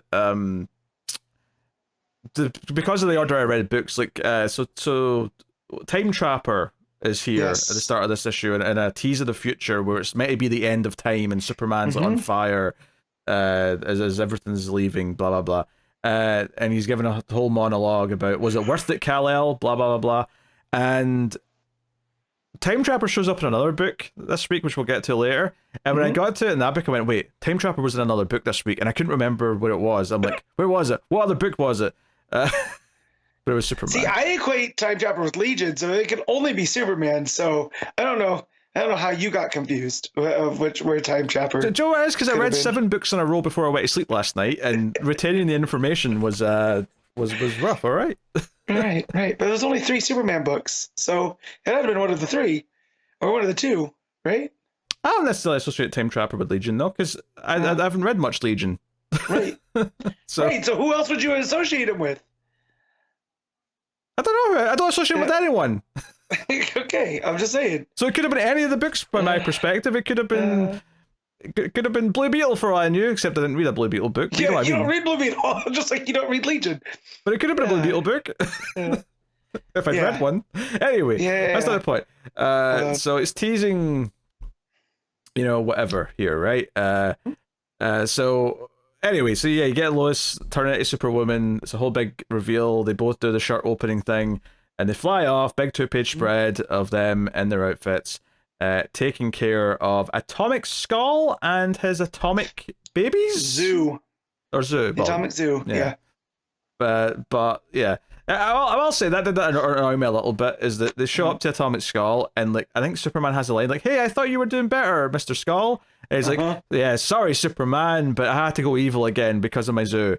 And I was like, yeah, this is basically a case of, oh yes, we had that story a couple of years ago where it actually kind of made him sympathetic and turned him into more of an ally, but the current team don't want to use that, so they're just sort of quickly saying he's a villain again. The whole backup in action during the last couple was about Atomic Skull and if Clark is too close to him, right? So I do like, again, this is Williamson paying attention to the other super books, where Lois as editor there was just like, yeah, you're too close to these people because you're Superman, so you can't be objective, or you can't be subjective because you're too objective because you care too much. That's kind of one of your weaknesses. And so here, when he goes, man, but I thought we were doing good, I kind of like that. I mean, I guess that's fair, but I didn't read that back up, so of course. I didn't give a shit about that. I was just going, no, I liked Atomic Skull the last time he was around, which was probably 5 years ago now, but still, I vaguely remember liking Atomic Skull. So yeah, basically we see Mercy and stuff talking about how Lois's powers are developing and that she shouldn't be using her heat vision yet because it's still kind of erratic and or whatever. And yeah, they're interesting. It's clearly something that Supercorp has done to her, that, or at least at the very least they're studying why it's happening. And studying why, and yeah, do we think this has to do with absolute power stuff? Or do we think this is completely different? That would be the easy solution. Is just absolute power. But whose powers does she get? I don't know. Because if she has them and someone else doesn't, right? And as far as I know, all the Kryptonians still have all of their Kryptonian powers. Seems to be everything seems to be set around the same time. I think there's even a reference in here to Kara being off planet, which obviously is going on in the action backup just now. They also reference that in Power Girl later. So it seems like editorial's definitely working overtime. They're on the ball. Keeping that straight. Yeah. But yeah, so she has those powers, and I'm just like, okay, cool. I guess that's a mystery. I don't care that much because I don't feel like this is something that's going to stick. Yeah. Right. So what story can we tell that's going to make this more interesting? And I can't think of any I trust with with Williamson. There is one thing I do like later on that kind of works with her having powers, but I'll get to that in a second. Because before we get to anything else, Lena's showing Lex footage of him being a supervillain and yelling, "I will kill you, Superman," and Lex is just sitting there like, this isn't healthy. I don't think I want to go back to being this guy. This seems like very anxious all the time. That's me? He seems like a dick. He's like, yeah, that was you. And Lex with the beard's a good look. The bald with the beard, he's rocking it right now. So yeah, and there's some light comedy with Lois thinking the atomic dogs are cute, and Clark's like, hey, if you didn't have superpowers right now, that'd probably be melting your face off. And she's just like, we should take him to the fortress. And there's also kind of a running gag here that I quite like as well, is that Lois was chastising Jimmy at the start of the book for not getting a photo of Superwoman. Yeah. And Jimmy's on his way in his bike trying to get here to get a photo of Superwoman, and even before they fly off, she even says, sorry Jimmy, I'm not going to be here. And it's almost like she's goading him a little bit. It almost feels like teasing, which is in a nice way though. But it does raise the question though, there is no way that Jimmy wouldn't recognize her because she's just... Anybody would recognize her. She is a very famous reporter. Yeah, so it's not like she's disguising her face. And that's also going to blow Clark open as well, because now if you have Clark Kent's wife as Superwoman running around with Superman, right? Like, so, you know, adds some layers to this whole secret identity thing. Yeah, there's just no disguising of the face, so I'm not sure how that's working. They'll talk about that soon. As they're getting ready to fly off, though, there's a bit of a commotion, a rumble of sorts, and out from the ground pops out Doomsday, completely on fire. They do mention that wasn't he in hell? Didn't we know that? And Mercy theorizes that because he maybe died while he was in hell, and death doesn't obviously kill Doomsday, it just makes him mutate to survive whatever killed him. That he has evolved into like a hell version of Doomsday that is even more superpowered than before. Now, this actually leads me to the thing that I actually kind of liked here about Lois having superpowers. Like, so I'll give Williamson credit for this. There's one beat here that I quite like, which is when Lois looks at Doomsday and she has the flashback of what happened when Superman fought Doomsday before, and then that was the death of Superman, and we get the classic panel of her holding Superman's dead body. Like, her demeanor changes, she gets angry, and she's like, let's do this. I do kind of like this idea of her thinking that because she has the Superman powers right now, that she can get revenge for what Doomsday did all that time ago because she really cares about Superman. I actually like that little character beat. That's like the one thing out of this, her having powers, that I think, like, we couldn't have this otherwise. So fair enough, that's an interesting little like character beat for her. I can't fault that. So yeah, Doomsday's on fire and coming for them, but yes, then something weird happens. Time stands still. The fire kind of dissipates and time stands still. And Clark's like, wait, no, time's not still, it's been trapped. And let's return the page, and Time Trapper's there, looking all spooky with his cloak, and he's got chains and all the rest of it. Actually, I think I read this first, and then I think I read the other thing first, then read this, and went, where was Time Trapper before? Because like he's heavily featured here, and obviously there's a big reveal here at the end of the book, because Time Trapper starts talking to Superman about, you know, the wasted family and how Superman's selfish and all that, and he's like, why are you here? Why have you paused time? You know, and as he's taking off the hood, Time Trapper's saying, now I've died many times before, once at your own hands, back when you knew me as Doomsday. And the final page is Doomsday, who is slimmed down to more humanoid size. That man's been on Ozempic. But he still has the craggly face and all that. But he's like, hey, we've been enemies for a millennia, Superman, but I need your help. So, look, the idea of saying that in the far future, Doomsday is going to be an intelligent, talking like person who actually wants Superman's help is pretty fascinating. Is this new, Matt? Yeah. Well, so here's the thing with Time Trapper, right? He exists at the end of time. He is living entropy. So it makes sense that Doomsday, who cannot die because he just respawns, would end up being that living entropy. So I actually kind of like that. No, but I'm asking, is Doomsday getting to a point where he is speaking like a human being? Is that new? I think so. Yeah, it seems new to me. I'm just double checking because you're the one with the encyclopedia in there. Yeah, I believe so. There's been other times where he's kind of like when Grundy does it, but it doesn't last, right? Because when he resets or whatever, or it was a clone or all these other things. But yes, the fully cognizant Doomsday, this is kind of new. Yeah, it's the idea that he's around for so long because he's immortal that he just eventually gets smarter, right? Because he takes so much stuff in. And maybe if something even like, because we know he mutates when he dies to like so he can like battle whatever he's fighting against. What if at some point that mutation is, he needs to get smarter to deal with something, to survive something, and that's why he gets smart at that point, and then from that point on he's always smart. That's actually a really interesting idea. It's probably the most interesting thing they've done with Doomsday since 1993. Well, I don't know. Doomsday in Hell was pretty interesting. Well, that was cool. Yeah, to be fair, that was cool. You know, because this is a bigger swing than that is, though. Oh no, it is. But you're saying like is the most interesting thing. I think Doomsday in Hell was very interesting.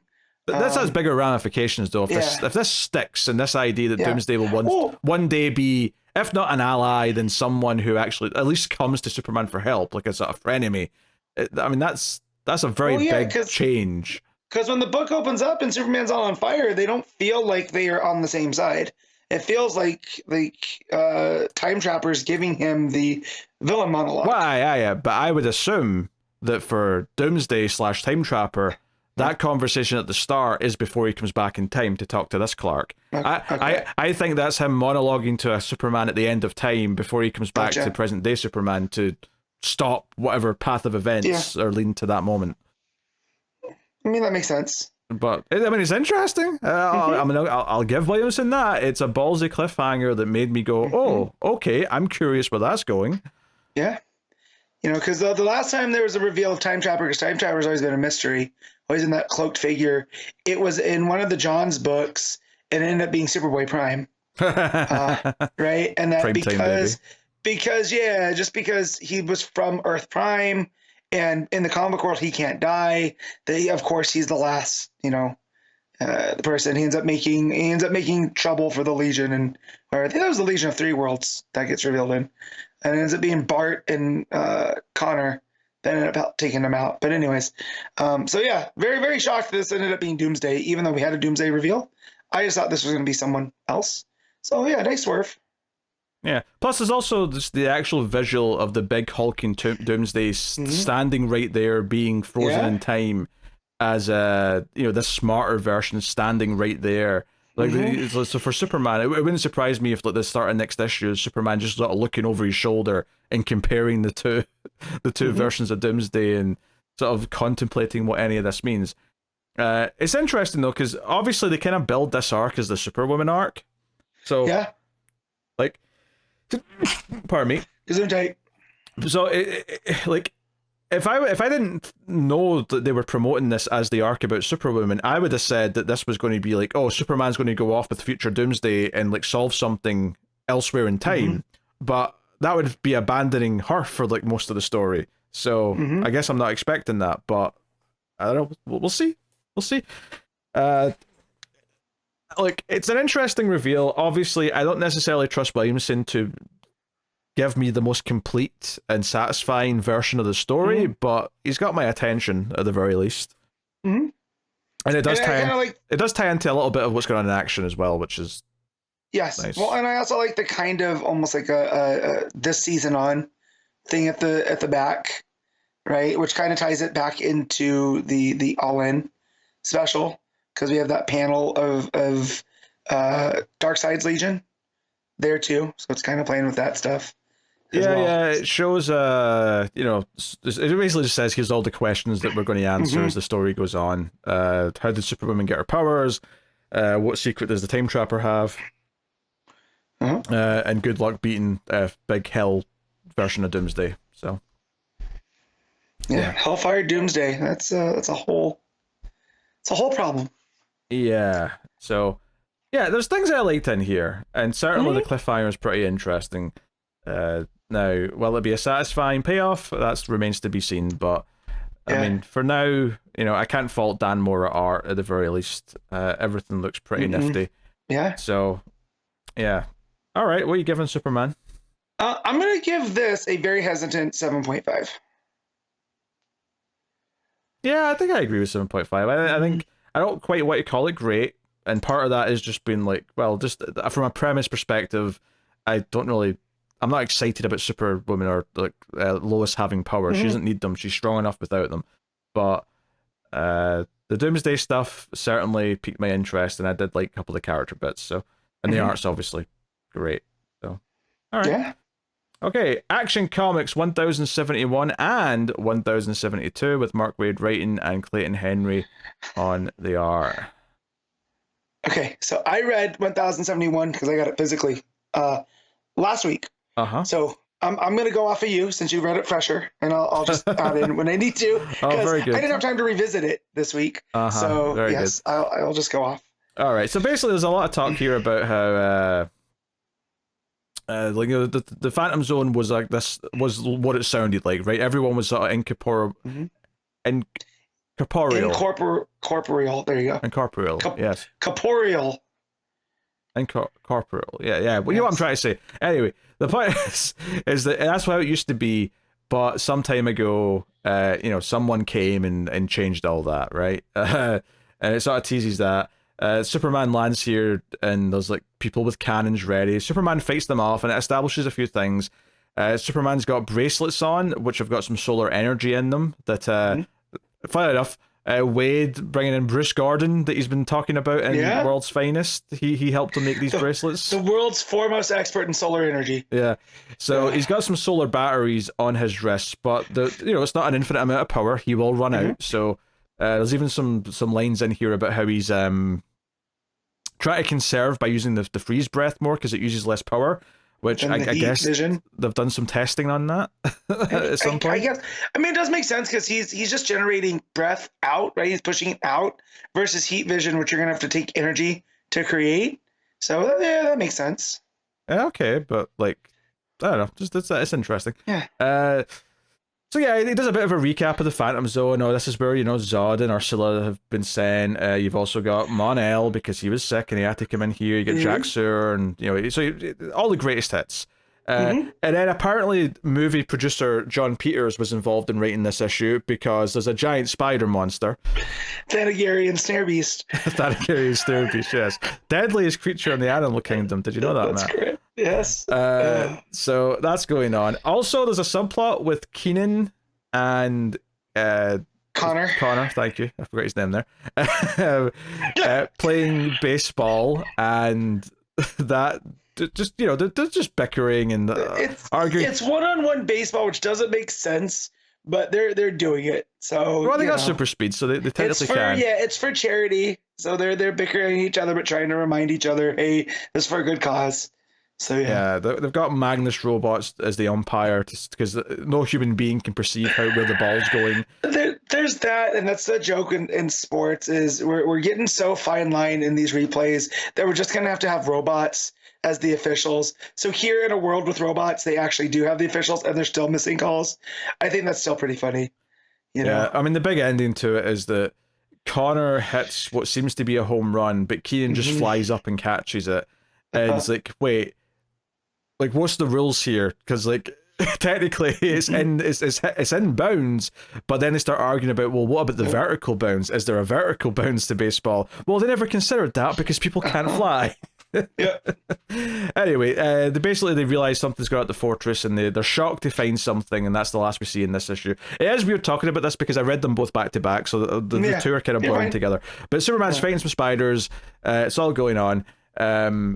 Ultimately, though, the ship that's flying through the Phantom Zone, the Valcon, is flying through, and the Phantom King is in charge of it. But the reveal at the end of this issue, when the Phantom King takes the mask off, is that it's Mon-El who's taken over this role. Gasp.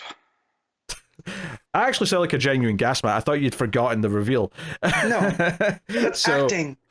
So that's the cliffhanger. It was a good cliffhanger for this that kind of left us off and thinking exactly, is Mon-El turned villainous, or is he still an ally? We didn't really know at the end of this issue. Obviously, is he upset because he's been locked there for so long? He did nothing wrong but exists. But I do like that they're playing with that. But obviously, I've already read the next issue, and I know that's he is still an ally. But that's something we'll get to in a minute. Yeah. So I don't remember because the name Zadu. I was like, where did that come from? And apparently Zadu showed up in Bendis's Superman run when he was fighting Onomar Sin. So not Onomar Sin, the Sin. Rogolzar? No, not Rogolzar. There was that creature that got super powered and came to Earth. It was one of the last things Bendis worked on. The Sinmar Utopica. There we go. It really made an imprint on Pete here. Yes, I remember those words. Yes. And so I was like, is that where I remember Zadu? And I guess, but it wasn't ringing a bell because I did some searching. I'm like, why does this seem familiar? So yeah. Good look though. Even with Mon-El taking it off, he's got this evil mummy kind of vibe or Invisible Man. Yeah, I mean, even just before that, I was liking the idea that there's like something of a civilization's kind of built up in the Phantom Zone since something has given them corporeal form. and they've started to have physicality, and they can actually build like shelter and stuff. Like that is kind of interesting that it wasn't always that way, and it's kind of developed. And Superman's kind of horrified to see that they've all been living in here like this. Also, at one point, Superman gets blinded just briefly, and he basically does like a trick where he does like the Hulk clap, and he basically listens for the reverberations to sort of like imitate sonar. And I was like, you know what? Sometimes when writers come up with new little things for Superman to do, I kind of roll my eyes. I'm like, he doesn't need another power. This one actually makes sense to me, that his super hearing is good enough to actually hear the bounces and kind of like, I don't know, like, he should never be as good at it as, say, Daredevil, but he should be able to get by with it, though. In a pinch. I didn't hate it as an idea. Yeah. In a pinch. And it makes sense because he's trying to conserve his energy, right? So him doing that and then just listening for where things are, where the sound waves are bouncing, I think that works. Yeah, that's interesting. So I'll mention the first backup here just because it's awkward to jump between the books, honestly, digitally. So so Supergirl's got a mission. We find out in this particular backup that she's got out to a Thanagarian like satellite or like a little base in space, right? And it's basically to pick up a prisoner and transport the prisoner. She thinks for trial, but the robot that's there makes it clear that, oh no, he's already been tried and convicted. You're just to transport him to the like where he's going. And there's a whole bunch of secrecy, like who is the prisoner? What did they do? We don't know that yet. Kara does not know that. Even the location of the prisoner doesn't even get handed off to her before the intruder alarm goes off. And villains show up to like mess with the party. Yeah, giant spider lady, which again, going off the spider theme from. Yeah, it's weird. There's another spider thing here. Yeah, this is a much more horror movie looking spider lady though. This is more horrific and not as big, right? She's not giant. She's big, but she's not giant. I mean, big enough for me to be terrified. So yes, she's big enough that I mean, she's probably like maybe 10 foot tall in total, as opposed to kaiju size, which is what the one Clark was fighting was. Yeah. So. But she's got like a human top half though. That's the thing as well, right? So very different. It's like a spider centaur. Yeah. And she's got like, you know, the 8 eyes on her face. It's all very creepy and like just nice for October, I guess. So Supergirl tries to fight her a bit, although she does point out that she's so far away from the sun that like her powers are not at full strength and things are a little bit iffy out here. But this robot that was giving her the information is snatched by the spider lady, who runs off with her, and that's basically the cliffhanger here in this part of the backup. We'll talk about this more, I think, when we get to the next part of the backup, but the art is still very good. I really like how the artist is drawing stuff here. Skylar Patridge. Yeah, Skylar Patridge, who I wasn't that familiar with, but I actually think the art style goes really well with Tamaki's writing. Very cool. So we're still sticking with action here. We're going to the next issue, 1072. Where Mon-El sort of adds more to the backstory about how this place used to be a phantom zone, literally, and it became more corporeal. There's a little bit of backstory here about how Superman, when he was Superboy, was actually spent time with Mon-El, and they actually thought they were brothers because Mon-El had amnesia, and because he was an explorer who was looking for Kryptonian stuff and looking for, like, they were so similar and there was enough things between them. I like this because the reason why he's named Mon-El is often a point of contention when they're not actually related. In fact, he's not even from the same goddamn planet. Why does he have the same family name as Clark? And this is kind of the explanation for it that I like. Well, this was always the explanation of that, right? Of the he's from planet Daxam, right? He's a Daxamite. Yes. But because they thought they were related, he gave him that, and because Clark found him on Monday, he just gave him the name Mon to go. That part's a little bit silly. That's a little bit of that. Oh, you're here by yourself. We'll call you Han Solo. That's a little bit of that energy.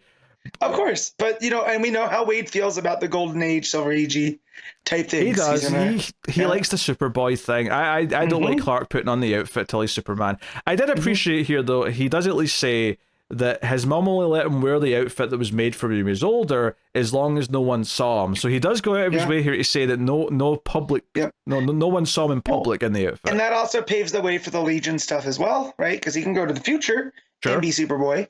because knowing that they know, we'll see it. So that also fits in pretty well. Yeah. So anyway, so they sort of recap this, and I've not read that Silver Age stuff, so I appreciated the jaunt down the memory lane. But yeah, basically, like Mon-El could see the monstrosity that attacked Clark in the real world, and talks about how there's someone else here now that's sort of like, the Phantom King was working on the behalf of someone else. They've got him locked up in the brig. And he's yelling, "I'll be free, you rebel insect." Basically Mon-El's been mounting a resurgence and has sort of converted enough of the criminals over to his side to try and take back the Phantom Zone. Just by compassion and not treating them like criminals, right? Kind of what Clark was talking about in the first part, about the Phantom Zone. Maybe it doesn't need to exist anymore. So I do like that consistency throughout. Yeah, and then we go back to our subplot with Keenan and Connor. I want to say Keenan and Kel. They're so bad. It's so easy to do. Kal-El. That's his family name. Keenan and Kal-El. Oh, that's good, actually. So yeah, they're in the fortress, and this is actually one of the weird things where I did have to rely on the dialogue to tell me what I was looking at, because well, it makes sense when they say it. They say that the place has been robbed because there's nothing there. I just assumed the part they were in was like not the part that had all the stuff in it. Was the barren part, right? Yeah. Because sometimes the fortress just looks like this. It's fine, but they're like, no, the place has been robbed. All that tech that was being stored there's gone, and then they get basically pulled through like a pocket dimension or something akin to that. And it's where all the items have went, because when they get there, here's all the stuff. This is everything. But it's also like an auction house. Like there's Daxamite, not Daxamite, sorry. There's what do you call them? Dominators. Dominators. Thank you. You knew it was the one beginning with D that I was looking for. I did. There's Dominators and other aliens looking around as if they're like either at a museum or getting ready to buy items. Yeah. So someone stole all this stuff with a pocket dimension or something. Yeah. Because Crypto's doghouse is there. Helix is there. It looks like there's some Thanagarians that are there to buy stuff. It also looks like Jarell and Laura's costumes, right? Also Superman's baby ship is in the background. The whole shebang. Yeah. So very, very curious of what's going on here. Yeah. It's kind of like, it almost helped that I read 2 issues back to back, because it made me feel like I got a significant chunk of this subplot, because it is just the one big scene in each issue so far. Back in the Phantom Zone, Superman's helping fight off various monsters, because they are journeying to where this main bad guy is. This this the villain. The Ether, yes, that's his name. So they're on their way to him. Superman's getting worried that maybe he's using too much of his power to fight these random attacks off. But this is where Mon-El explains more of the backstory and how this Aether came here. And at first, felt pity for all the criminals because, this is awful. They're all trapped here in this eternal kind of ghost-like form. So he's the one that actually made it, physical. He's like, I'm going to give this place physical shape. However, he was horrified when the criminals started killing each other because they're criminals. And went, oh no, this is terrible. I hate you all now. I'm going to treat you all like slaves. So this is partly why Mon-El was able to get an uprising going, is because they were being treated like slaves, being forced to build things that didn't even have a purpose. Like the Ether would just destroy them after they'd built them. Yes, just giving them stuff to do just because. Yeah. So, and there's one part here I really like, actually, where, Mon-El's explained how awful this was and whatnot, and Mon-El basically admits that, to pull this off and to take control of the ship, some bad things needed to happen. Yeah. I had to make some really tough choices to save the crew, and Superman's face just kind of drops, and he's like, you wouldn't understand, you're Superman and I'm not. So it's basically saying Mon-El has had to murder people in here as part of this war to keep control. He's had to break a few eggs to make that omelet. So it's just it never comes across as that he's went off the deep end and has become a villain. It just becomes across as he's been in a tough situation where he's had to do this, and Superman's going, oh god, you've been in a living night. You've been in the Vietnam War in here, and I've not been. Feels like he's gonna have major survivor guilt, right, for the stuff that he's had to do to survive. So it's the whole thing. But as they're getting close to the location, they turn into a phantom version of themselves, right? They become incorporeal. I can't say it properly. God damn it. Corporeal. I can say corporeal. I just can't say incorporeal without really thinking about it. And then they realize that means that the bad guy, the Phantom King, Zadu, who was the Phantom King, he could get out of his cell because he's a ghost for a minute. So he's sorted out of his cell. It turns out he's actually went back crawling to his master, the Aether, who takes off his hood and reveals his true monstrous form.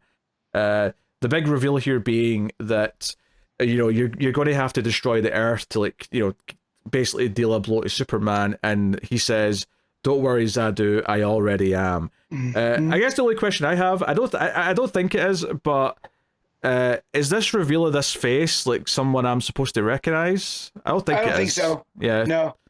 It's a cool alien design. It looks pretty monstrous. Yeah, it's almost like a bat, but with Doomsday's teeth. Sure, yeah.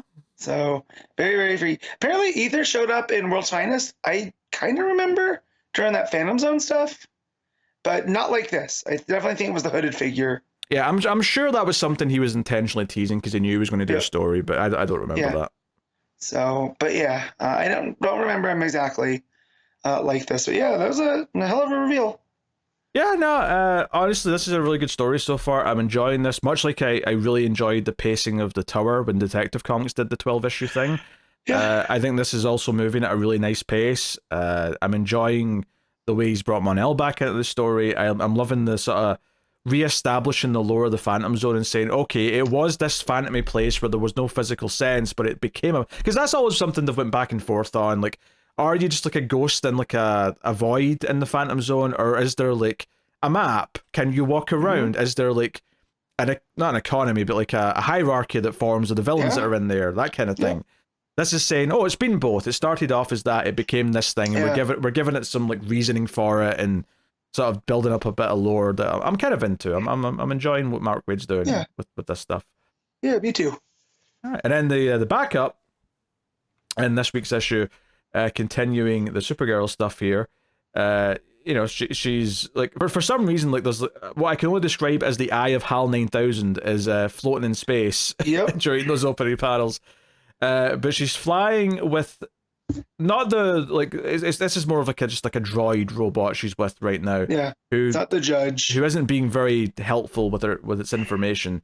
It's worth mentioning, but she tries to get out of it what she can, but she's ultimately. We see back to like a little bit of when the trial was passed and whatnot, but ultimately Kara finds where the kidnapped judge will be because she doesn't even know where this prisoner is to go and find. And we get like this webbed lair where this spider lady clearly resides, and the judge is all like tied up or webbed up, maybe a better way of doing it. But ultimately, there's a whole host of these spider ladies here, and Kara, is trying to fend them off. Not doing a really good, doing an okay job of it, I suppose. But ultimately, it's a bit whatever. But the judge actually pulls out like the key or the map to where the prisoner is from inside her own chest. So it's a whole sort of sacrificial moment of her reaching in, giving her this like star chart or coordinates to where the prisoner is. And saying, hey, you've got to go and finish this mission, and basically, wishes that that she didn't have the information anymore. So Kara actually does that eye thing again that she did back in the first part of the story, where she erases her memory, kind of per her request almost. But that's the cliffhanger. She's got the location of the prisoner here at the end of the story. So. Yeah, no, it's pretty good. Again, art's really solid. A chunk of the middle of this is her fighting the spider ladies, and we've got her using her freeze breath and whatever else. But I mean, I am intrigued. Like, I do want to know, who is this prisoner? What did they do? Why are they so important? These are interesting questions that we're building up to. Enough that the spider people wanted to get them to get the judge, right? So then we find out that the thing that looks like the eye of HAL 9000 is like this red circle that's on the judge's forehead, right? So when she dies, it kind of dims out. So that was a nice little touch on the art. Yeah, do you know there's an implication there? Now, it could just be a sequential thing of this, the one light that's on and then goes off, or do you think there's an implication here that there's two more of like people like her, or 2 more robots, like, just because of the way there's 3 lights there in that last little 9 Yeah, grid. let me look. Let me look on that one. It could just be a sequential I think it's thing. sequential Yeah, because it gets a little bit dimmer as it goes. And I just think it's Patridge having fun with some art. Yeah, no, that's fine. I just was questioning, is there like maybe a trinity of like robot people or something that it's hinting at or something? I don't know. But yeah, it was solid backup again. Like, I'm really digging again the pacing of it. Getting a chapter of it each week, or 2 this week in my case, was a good time. Tamaki's voice for Supergirl I really like. There's a nice quality to it. It's been there ever since being Super, to be honest, but it's still fantastic. So really cool that she's getting to do this, because I suspect that when these are collected, you'll get like a, the whole, or maybe in 2 halves even, of like the main story with Waid. But I can see this Supergirl just having its own trade, because it'll be 12 half issues, so it'll be about the size of a 6-issue trade. So that's cool. All right. I don't know how we're rating these, I guess, but I just rate this week's, basically. Just this week's? Yeah, okay. Just rate this week's. So this week, with all the stuff with Mon-El and Zadu and all of that stuff, I'm gonna give this a 7.5. That's a bit lower than I thought you were going to go, to be honest. Well, I was gonna go 8, but then I'm like, am I factoring in talking about both of them back to back? You know what I mean? Like, so I went a little bit lower. I would say I like this week's issue more than last week's issue. I mean, it is a bit weird to separate them, because I did read them back to back. Retroactively, I'll pump it up to 8 then, because I got, it was the factoring both of them together. Stand your ground, Matt. No, rating. I still maintain rating is dumb. So you're so malleable. Can mold you into anything. You're like a putty monster for the Power Rangers. Does that mean I get to hang out with Kimberly? Because if it's true, then yes. No, you get kicked in the face by Kimberly. You get to hang out with her. It's okay. It's still hanging out. Your foot fetish freak. Don't kink shame, Pete. Anyway, I'm thinking at least today. I would go 8.5. Right, I actually really enjoyed Clark and Mon-El rekindling. Particularly Mon-El sort of saying how dark things have gotten and the decisions he's had to make. I mean, the Keenan and Cal story of the subplot. That's just, I'm slightly interested in that. It's definitely amusing, but it definitely feels like, this is a fun little subplot whilst the main thing's going on. But the backup I'm enjoying, and I'm really enjoying the main story thus far. I'm loving just really fleshing out what the Phantom Zone is right now in current lore. I'm kind of digging that, actually. I feel like we've not done a story quite with this scope for the Phantom Zone in quite some time. I feel like it's when Johns was doing the stuff with Zod, right? Where Zod came out and they did New Krypton, and then Mon-El comes out and all that. They were playing with the Phantom Zone. So you're going all the way back to like pre-New 52. Yeah.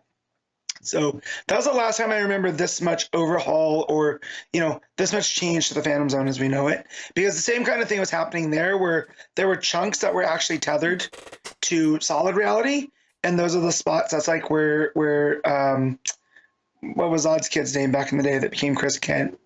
That was named after Chris Reeve. Valzad? That's where he was born. No, Valzad was different. I forget this kid's name, but he ended up becoming Nightwing with Flamebird. Oh right. I can't remember. And all that stuff. Yeah. So that's we're talking about. You said Zod's kid, and the first name that popped up in my head was Valzad. Valzad was from Earth 2.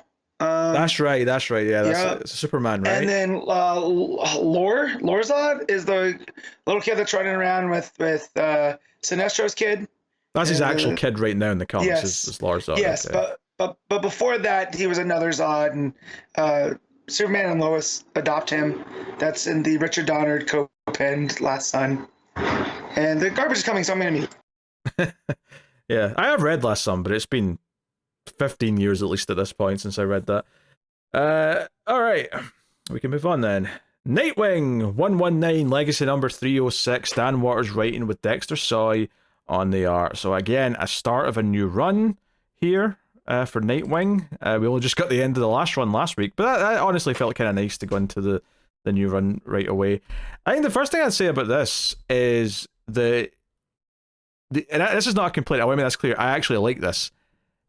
it's a little cheesier than Taylor's run. Like the dialogue specifically, if they feel like it feels like dialogue from a 90s comic, but I kind of like it. Like I'm enjoying it for being different from what just came before, but being a little bit different from the rest. I kind of appreciated that.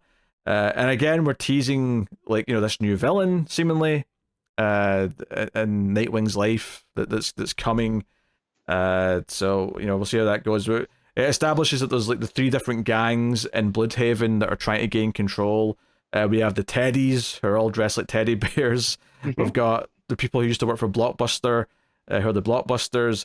We've got the Flyers, who are these demon-looking dudes. The Fly Boys. Yeah, and the Clean Cut crew. Yeah, they look like old... Bibbo used to roll with them. You know, that's how they look. Yeah, they look like old-timey, like 1920s gangsters. So yeah, they've all got a gimmick, right? The only ones that don't stand out are the Blockbusters, who are basically just the regular ones. They should have just made them super jack dudes, you know? Yeah, but Blockbuster didn't like keeping the other jack dudes around. He wanted to be the only jack dude, so that the others all looked puny in comparison. I mean, you know? That's why he had a gorilla heart, you know? Yeah. So yeah, Nightwing shows up and Dexter saw art, and I'm not mad at that. It's it's very different from obviously Redondo, but it's a new run, so you want it to feel a bit different. Yeah. So my mic was muted when you were talking about how it felt like a 90s comic. Yes. It definitely feels like a return to that era of Nightwing, right? With him going around Bloodhaven and just, you know, kicking the gangsters in the head. Yeah, it feels old school in that sense, but something I alluded to when we're talking about Detective is that this is definitely not a run that's ignoring what the previous run was, because there's references to the Pennyworth Foundation, him and Babs are still in a relationship, his sister's the mayor, like, it does really feel like it's respecting the continuity of what just came before. It feels like, whether that's editorial kind of saying you have to do that, or it's just like the writers right now are being very respectful to each other and keeping it going. It does feel like the stable of writers they have all like each other. So like, you know what, I'm not going to tear that down. I'm going to build on it. I can use this, you know, so I do like that. And Waters seems to be like, he's had his toe in the Bat family for a little bit now. So it feels like he's kind of had a, he's had a promotion from backup to like one of the main books. And Taylor's had a promotion from Nightwing to one of the actual main Batman books. So everyone's getting promoted. So I do love when they go, Nightwing. It's like when they yell it's the Bat and kill him, and Nightwing just goes nah and throws the stick. I thought that was, you know, a good vibe to go with. He's fighting the gangs, but there's a bomb, so the whole place blows up, and Dick like goes flying out the window into the water, and like Oracle's like, hey, Boy Wonder, are you okay? He's like, yeah, I'm fine. But you know, it's setting up that someone's going after the gangs in Gotham and Bloodhaven. Sorry.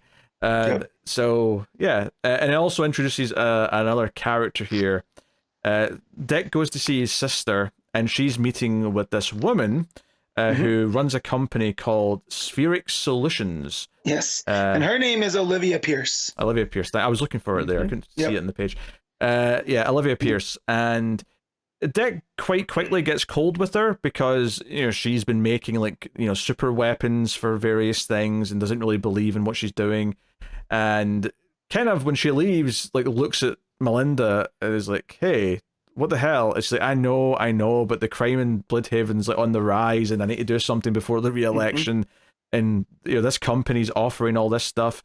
In fact, this company moved to Bloodhaven with its headquarters, or at least one of its labs, because there's so much activity here and because the Titans Tower is here. Basically, it seems like they want to give power back to the people. They don't like that all these like superheroes are up in the watchtower doing shit. Well, there's that, and the fact that it seems like through the things that Dick has done to the Pennyworth Foundation, it's made real estate go up and it's priced out regular people. So they're buying stuff up too, you know. Yes, he's made the area safer, therefore it's more desirable. Yeah. Right. And so he's, you know, kind of like, oh, okay, or he's feeling a little bit dejected that his sister is having to be a mayor, right? She's having to make these tough decisions. And she even mentions, says the bottom line is that being the one in charge means I have to make calls that not everyone's going to like to keep people safe, which as Dick goes on, and because of the death of the 4 leaders of those gangs, there's almost like this low-key gang war going on where the gangs are going after each other. Oh yeah, I never mentioned that explosion killed all the leaders at the start. You're right. Yeah. I should have mentioned that. Right. And so, you know, you got the Flyboys getting attacked by the Teddies, and then you have the Clean Cut crew going into the Blockbuster casinos. Right. And can we just say what the Flyboys do to the guy from the Teddies? They chain him to two different cars and then have the cars drive off in opposite directions. So you don't see exactly, but you see like the start of it. So I can only imagine the bloody mess that was made in the wake of that disaster. And that, so, you know, Dick does what kind of, I took as kind of following his sister's lead by making tough decisions, where he reaches out to all the different gangs and gives them a communicator. And I was like, hey, instead of fighting each other, why don't we communicate with one another? Because we're all going to be in the city. We all have to coexist. And that this is my town. You know, basically, Nightwing runs Bartertown. And he leaves with that Flyboy, which I want more of these guys. The Flyboys are kind of gross because they're like these bug kind of hybrid creatures. Yeah, something different on with them. Yeah, I mean the whole idea here, I think, is that like this is not something Batman would do. Dick's reaching out and saying, "Hey, I will technically be you'll be under my protection. You beat me, I'll come and help if there's any conflict between the gangs, because someone clearly wants to take out all the gangs and cause a war, and I'm not letting that happen." And sort of makes that clear, and you know he gets all stern with it and says, "Bloodhaven's Nightwing's town." And I'm putting my foot down, and then like, and I love though that comes across as a little bit in the over the top cheesy side, but you know they like Waters knows that like he's doing it intentionally, because the very next panel on the next page is Babs kind of like, you know, oh, I love when you get all authoritative, you know, kind of like, you know, joking with him about it, you know, it's self-aware, and that he's doing a little bit of the Batman voice here to be a little bit harsher. But he goes to this building, the Spheric Solutions company, to see what they're doing here, and basically finds that there's like ridiculous weaponry in there. Like it's all like super advanced military grade stuff, laser beams and whatnot. And then when he's in there, a security bot, which I can only describe as like Apple's version of Ed 209, starts attacking him. Right, it's like two big legs with like a sphere in the middle, so it's like a very sleek version of what an Ed 209 might look like. Still can't go downstairs though. Still, I don't trust it on the stairs. So yeah, Nightwing's dodging laser beams. It's a fun little action sequence, and this is where we hear narration come back in from the villain talking about, you know, the little circus boy is grown and he's got the emblem on his chest and whatever. But we find out in the last page that this lady, what was her name again? Olivia Pierce. Olivia Pierce is working for the villain with the what do you call that mask? It's like a play mask with a big long nose. Yeah, I don't know what that's called, but it's very reminiscent of like a marionette, right? Because in the beginning, when he was setting up the whole, you know, setting the scene, he was playing with all these marionettes of Nightwing and the Titans and people of Bloodhaven. So yeah, it's very... Yeah, we should go back and talk about that actually a little bit. Yeah. So he says that they're the Cirque du Sin and that this Olivia Pierce is working for them, right? So she's actually we've already revealed that she's in line with the main villain, so we're not keeping that separate. But to go back to that opening where he's narrating, there's some interesting things there actually, where he says... right, you know, there's this boy, and he lost his parents, and he became this dancing imp of a child for the Batman. And he says, it was then that we knew he was ours. And that line stuck out to me, like, what do you mean? But then he says, oh, but then the boy grew up, and he got strong, he became a champion, and that's when he's with the Titans, and this will not do at all. So it's interesting to me that this villain was happy that he was Robin, and was sort of like consumed by the pain that was leading to being Robin, but was then dissatisfied that he grew up to be Nightwing. So curious. Very, very curious.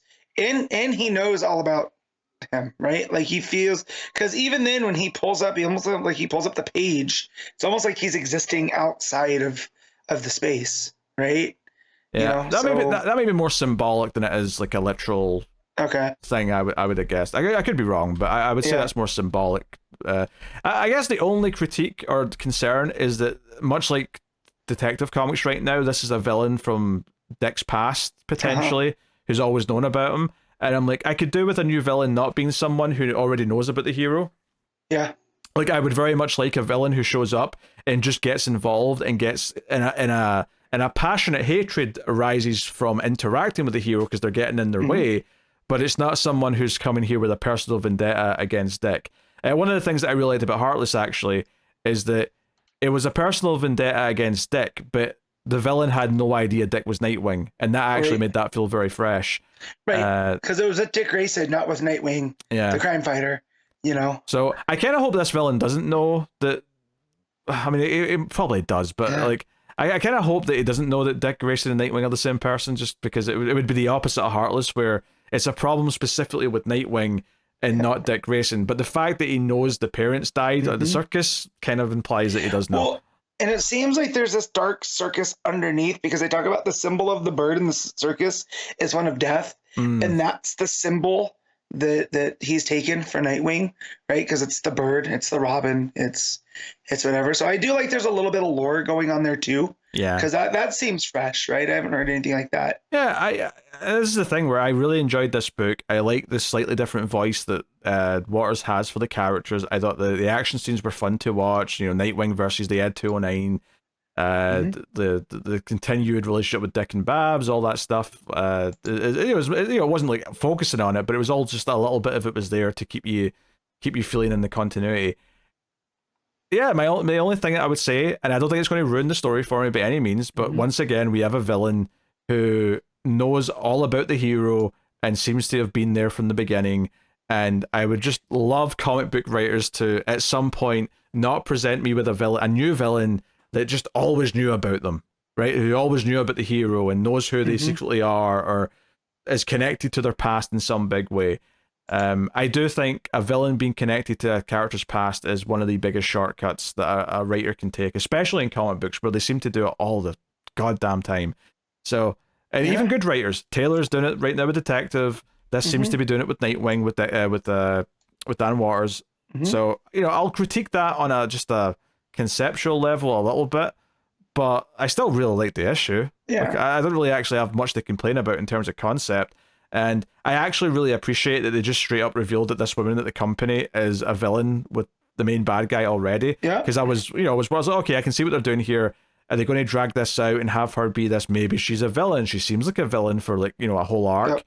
But I love that they just told us at the end, no, she is the villain. Just like we're already revealing that. Let's go. Yeah. A lot of good stuff at play here. Yeah. And obviously Dexter's art, I do really like. Yep. Plays a lot of angles. We don't get, when Dick is doing the flips and stuff, everything's always at an odd angle. So it makes it a bit like disorienting on purpose, right? Yeah. Kind of give us what the villains are looking at. And yeah, just the way that he draws all of those, like, again, the flyboys look really gross, like these insect hybrids versus the teddies. Like, he had a lot of fun to play with these gangs that Waters gave him. So yeah, and his Dick's a lot more muscly. Like Dexter's art tends to be a bit more on the muscular side, but not to an extreme degree that feels silly. Just what? So, he said his dick's a lot more muscly. Sorry, I'm effectively a 13-year-old boy at times. You know what I meant. I know, but the way that it came out, it just, Yeah, he's not as sleek as he was with Redondo and co. And certainly the coloring is also intentionally very different. And I like the coloring here a lot. But it definitely makes a point of being different from the more...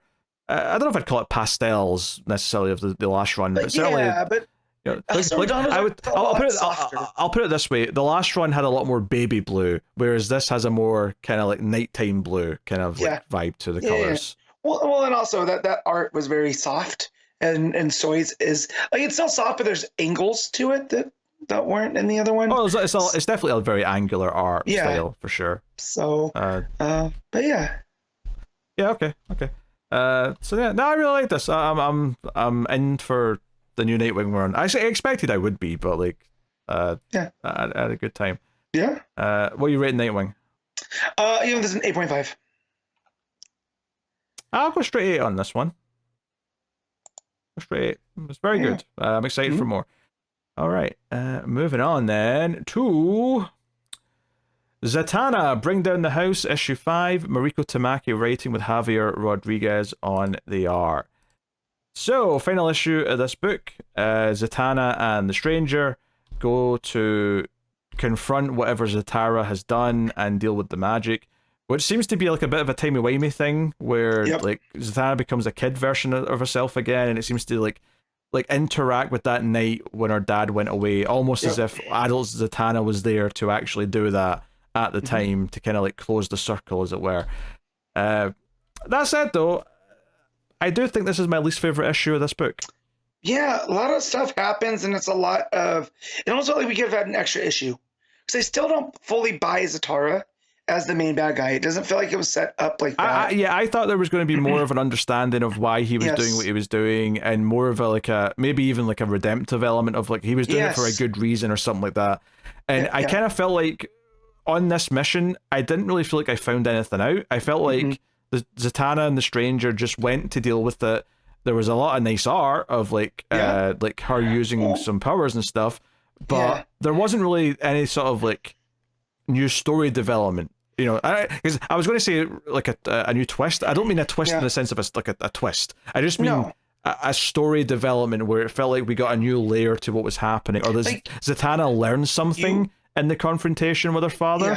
Instead, it was just a lot of nice art, a lot of fighting and like magic blasts, and then that was kind of it. Honestly, I felt like it was pretty fluffy by the end. I didn't really feel like I got like that much of a story out of this, other than just she goes, he says some things, he's kind of angry, and she wins by blasting him with magic, effectively. Yeah, I've noticed there's a theme in Tamaki's art where it's somebody standing up to a figure that they have felt, has been in their way. And here it's Zatanna against the kind of the idea of her father, and so I still don't fully understand why he would strip her magic, because he never felt like this power hungry. Like even in those opening pages of the first book, it just felt like she had messed up with those kids. And it didn't even feel like it was the father going like, oh, she can't handle this power, I'm going to take it away until one day that she can. Right? It just felt she was like, oh, she has the strong magic, it's mine now. And so it's nice that she finds that confidence to stand up to this idea of her dad and get her magic back. And she is a natural, but it's not as clear as it could be. Yeah, he says, can't you see what I've become? I brought you here to finally take away your darkness away from the world for good, to save you again from your power, and I will do exactly that.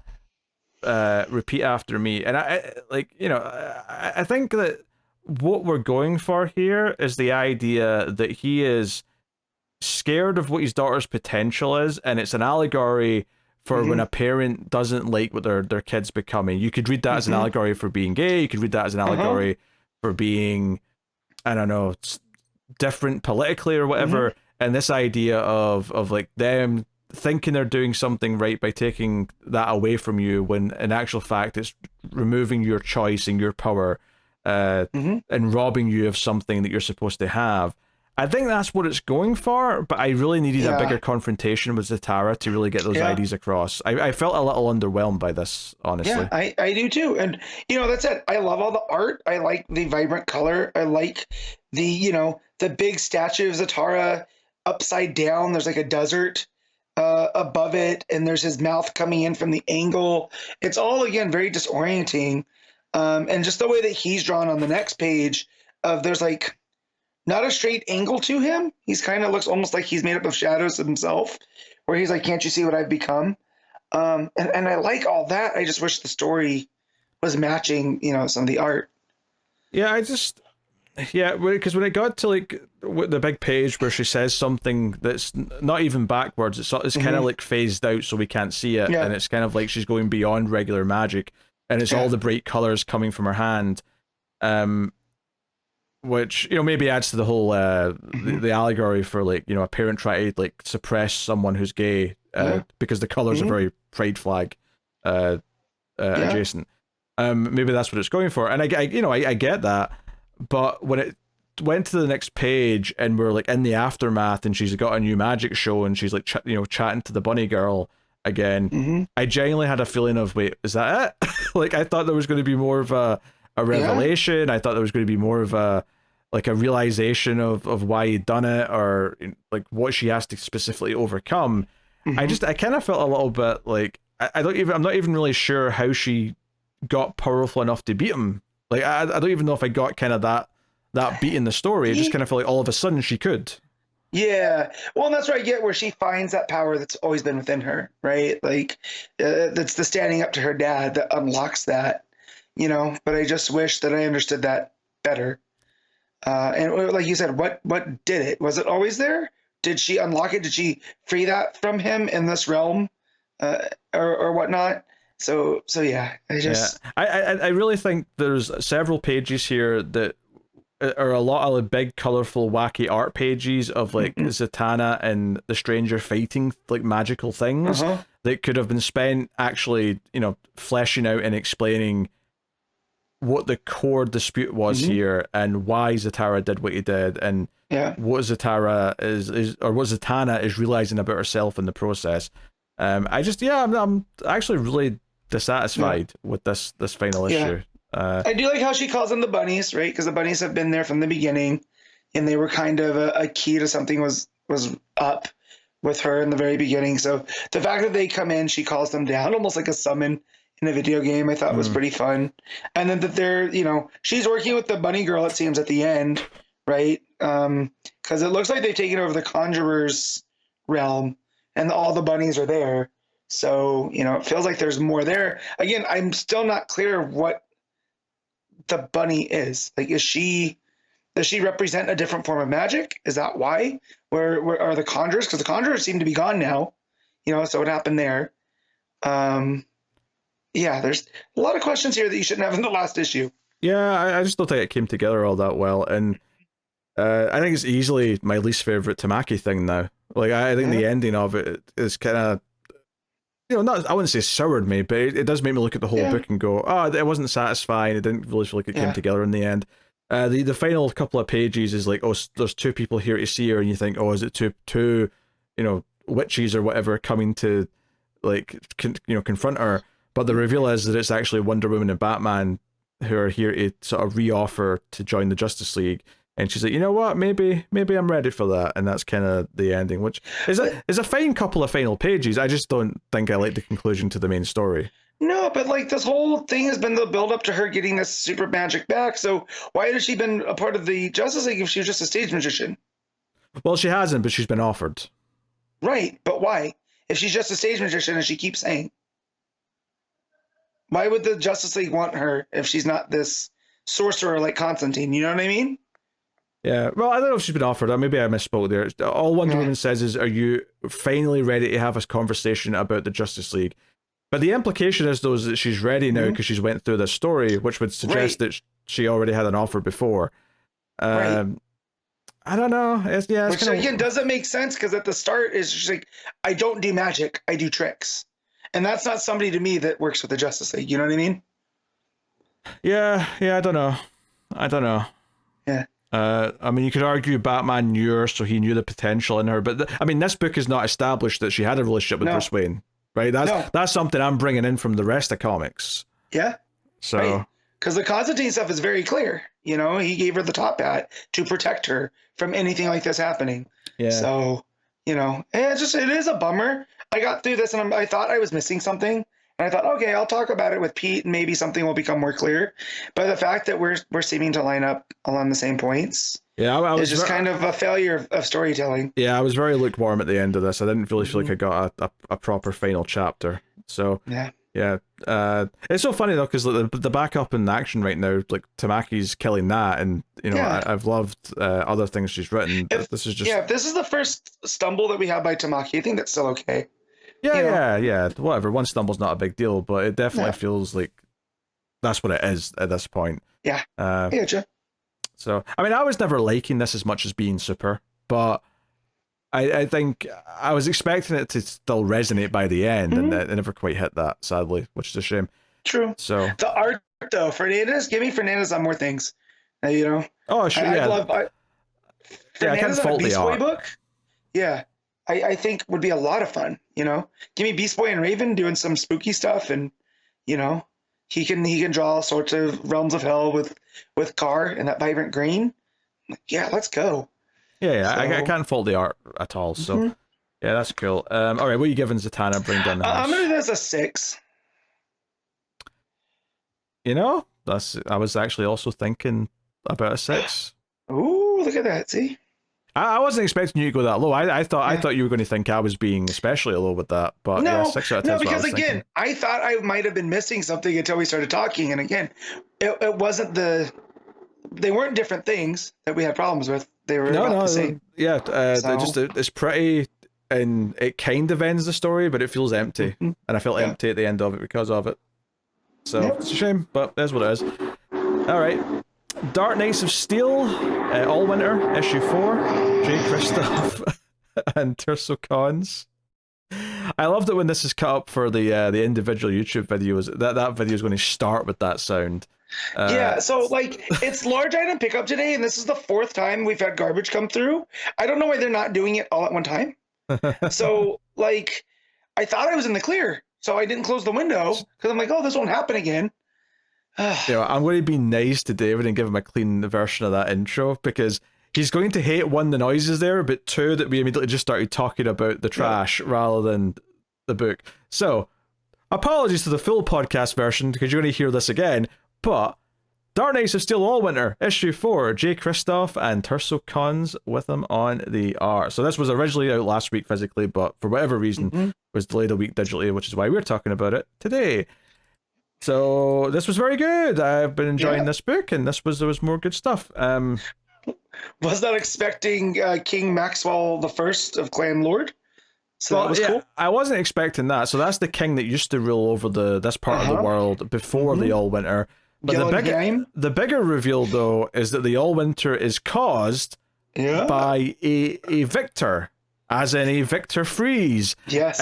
And you hear that and go, wait a minute, Victor Freeze caused the Allwinter? Oh, that just makes sense. Why did I not see that coming? But yeah, that's where we get to in this issue. Yeah. He was the court magician for Maxwell the First, and he had his beloved Nora, who he ended up seeing the king fooling around with.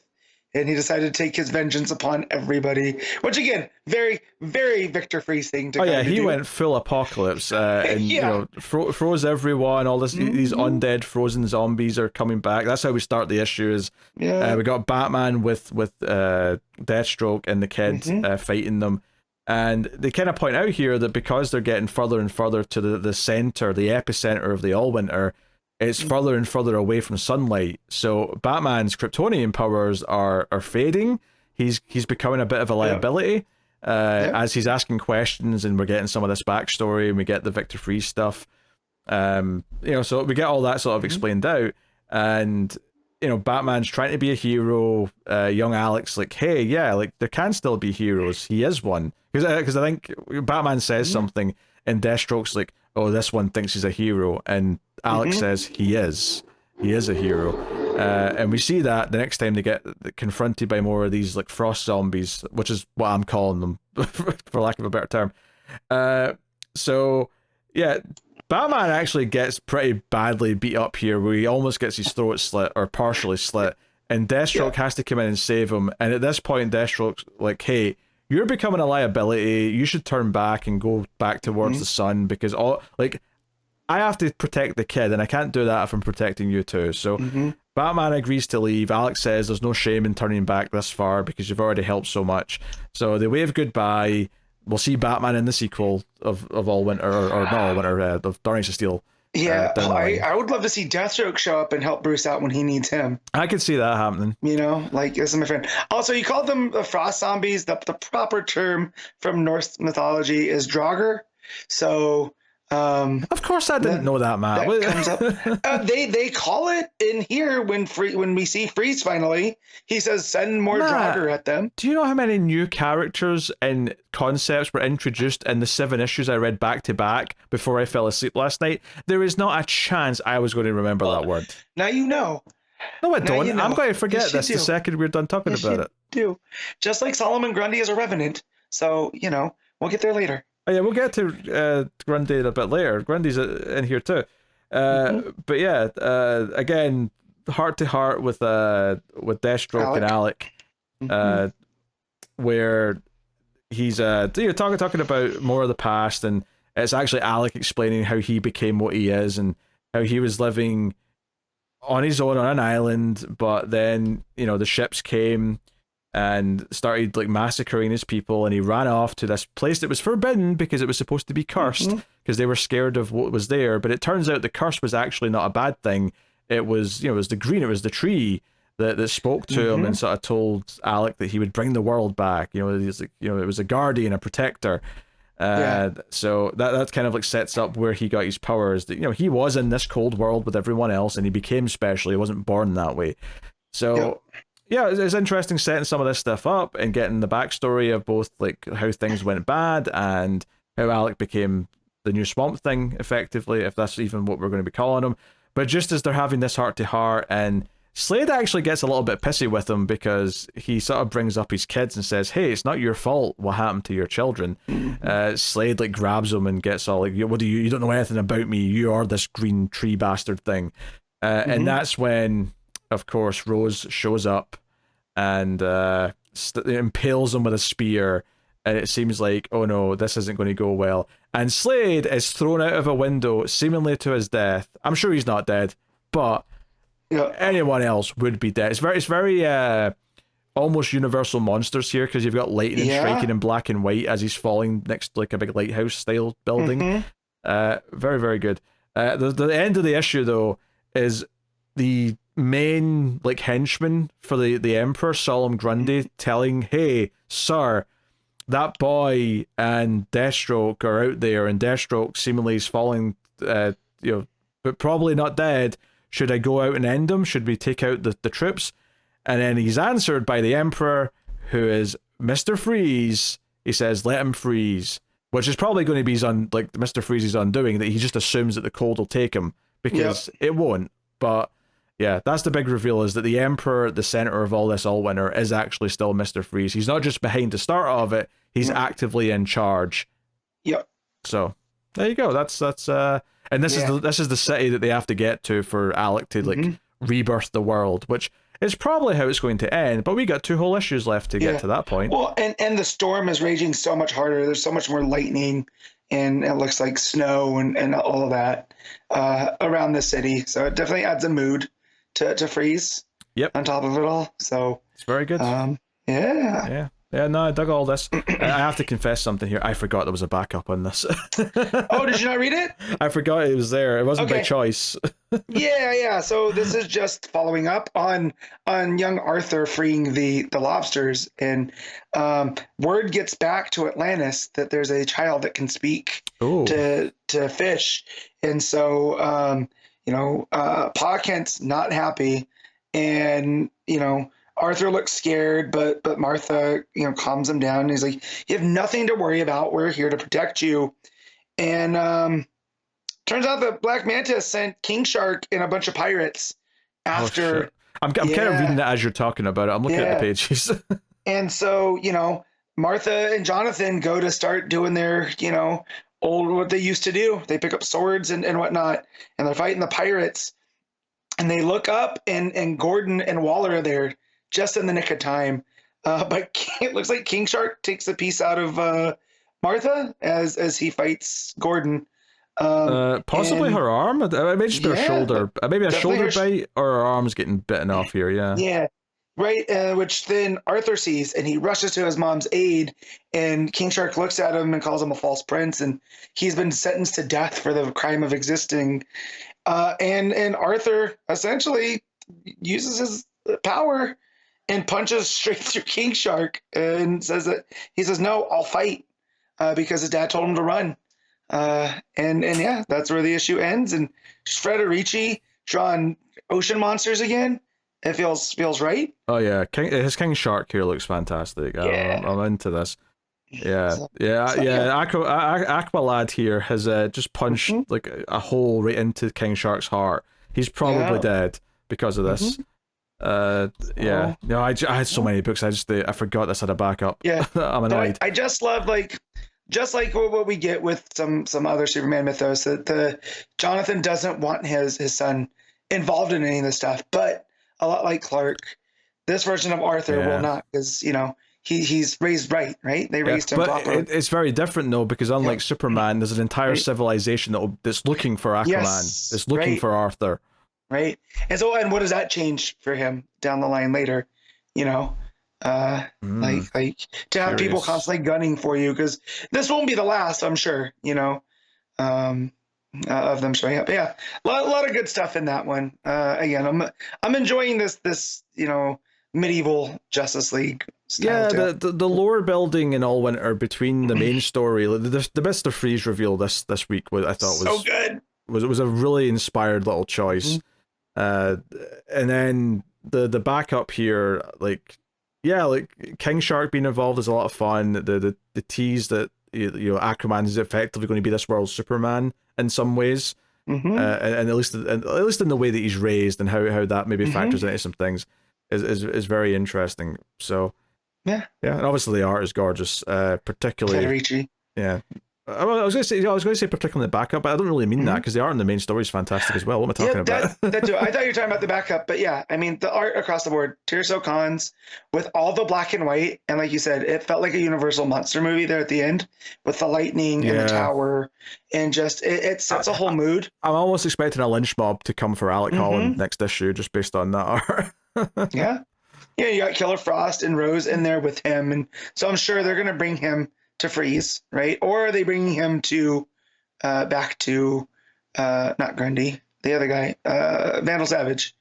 Because that's what they were looking for. So, but yeah, and also does this Alec ever, because part of what happened with Swamp Thing is that he died, and that's how he ends up becoming the Swamp Thing. Like, is this Alec's destiny? But that Alec, I mean, the list, like, there's some old stuff that I have not read, but I don't think Alec, before he became Swamp Thing, had any green powers, though. Like, no. The fact that the kid already has green powers suggests to me he doesn't have to die, but I mean, he could die and come back as Swamp Thing, that's possible. Or he could Hulk out into Swamp Thing, perhaps, in a big moment, either at the end of next issue or during the finale. The fact that we're getting Grundy makes me think. Grundy's quite big. Need a big thing to fight Grundy.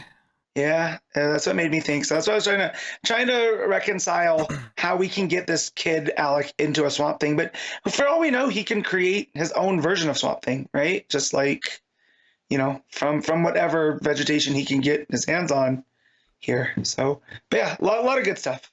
Thoroughly enjoyed. Yeah, what are you rating Dark Knights of Steel Allwinter issue 4? This is an easy 9. Oh, okay. I don't. I'll go with 8.5. I'm not going to quite agree with the 9, but it's definitely fantastic. I've been enjoying the book a lot. All right, Power Girl issue 14. Leah Williams writing with Adriana Melo on the art. I get to take a break here. Matt, discuss it. All right, so this picks up off of. I'm enjoying Leah Williams. I think she's having a lot of fun with the characters. The jumping around from issue to issue, I thought might have been a problem with constantly having to tie into stuff.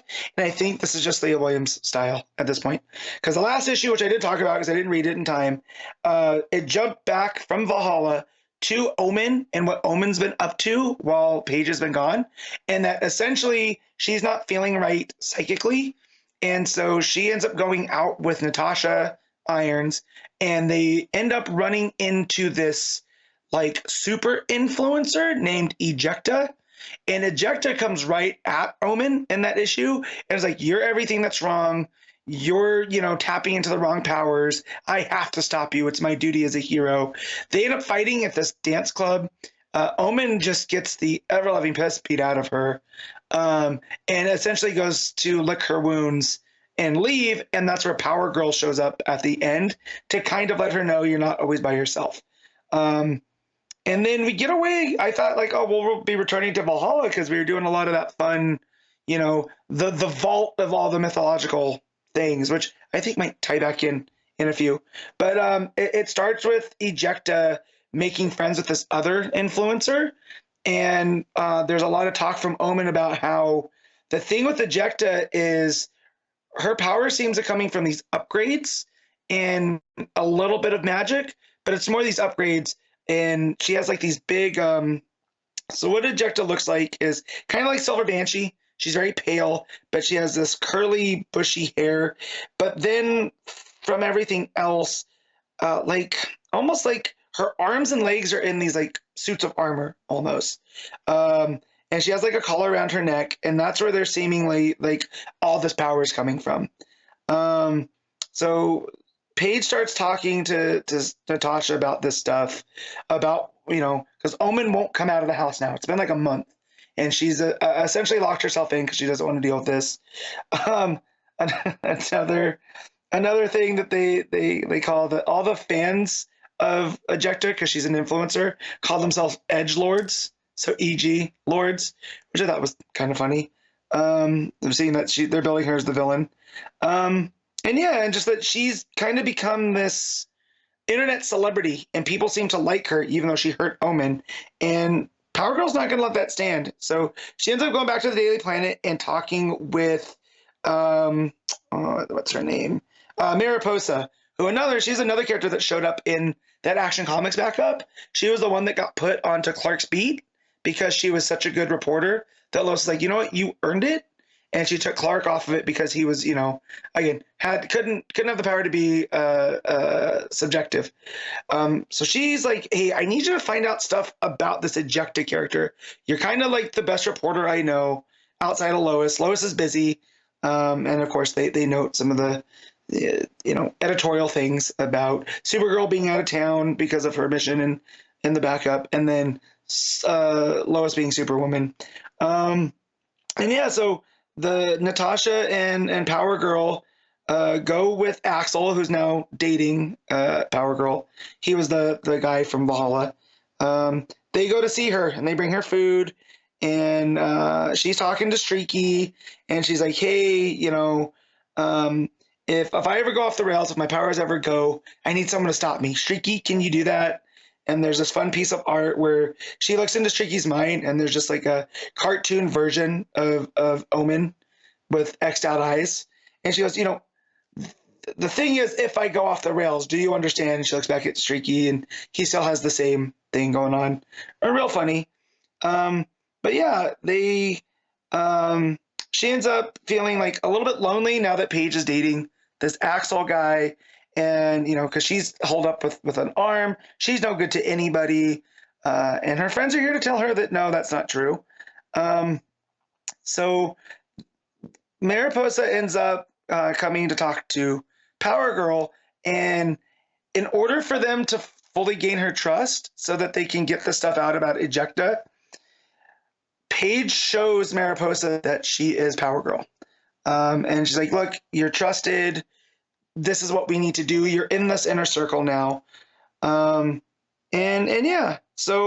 they say that Ejecta is not actually predicting the future, because that's another thing that I skipped over that I forgot from the last issue, is that like Omen, she has a power to predict things, but what Mariposa find out, it's not the same magic way that Omen does. It's in the kind of AI way. So she's not always right, but because of these enhancements that she has that makes her popular with everybody, because that's another part of the undercurrent, is she's had work done.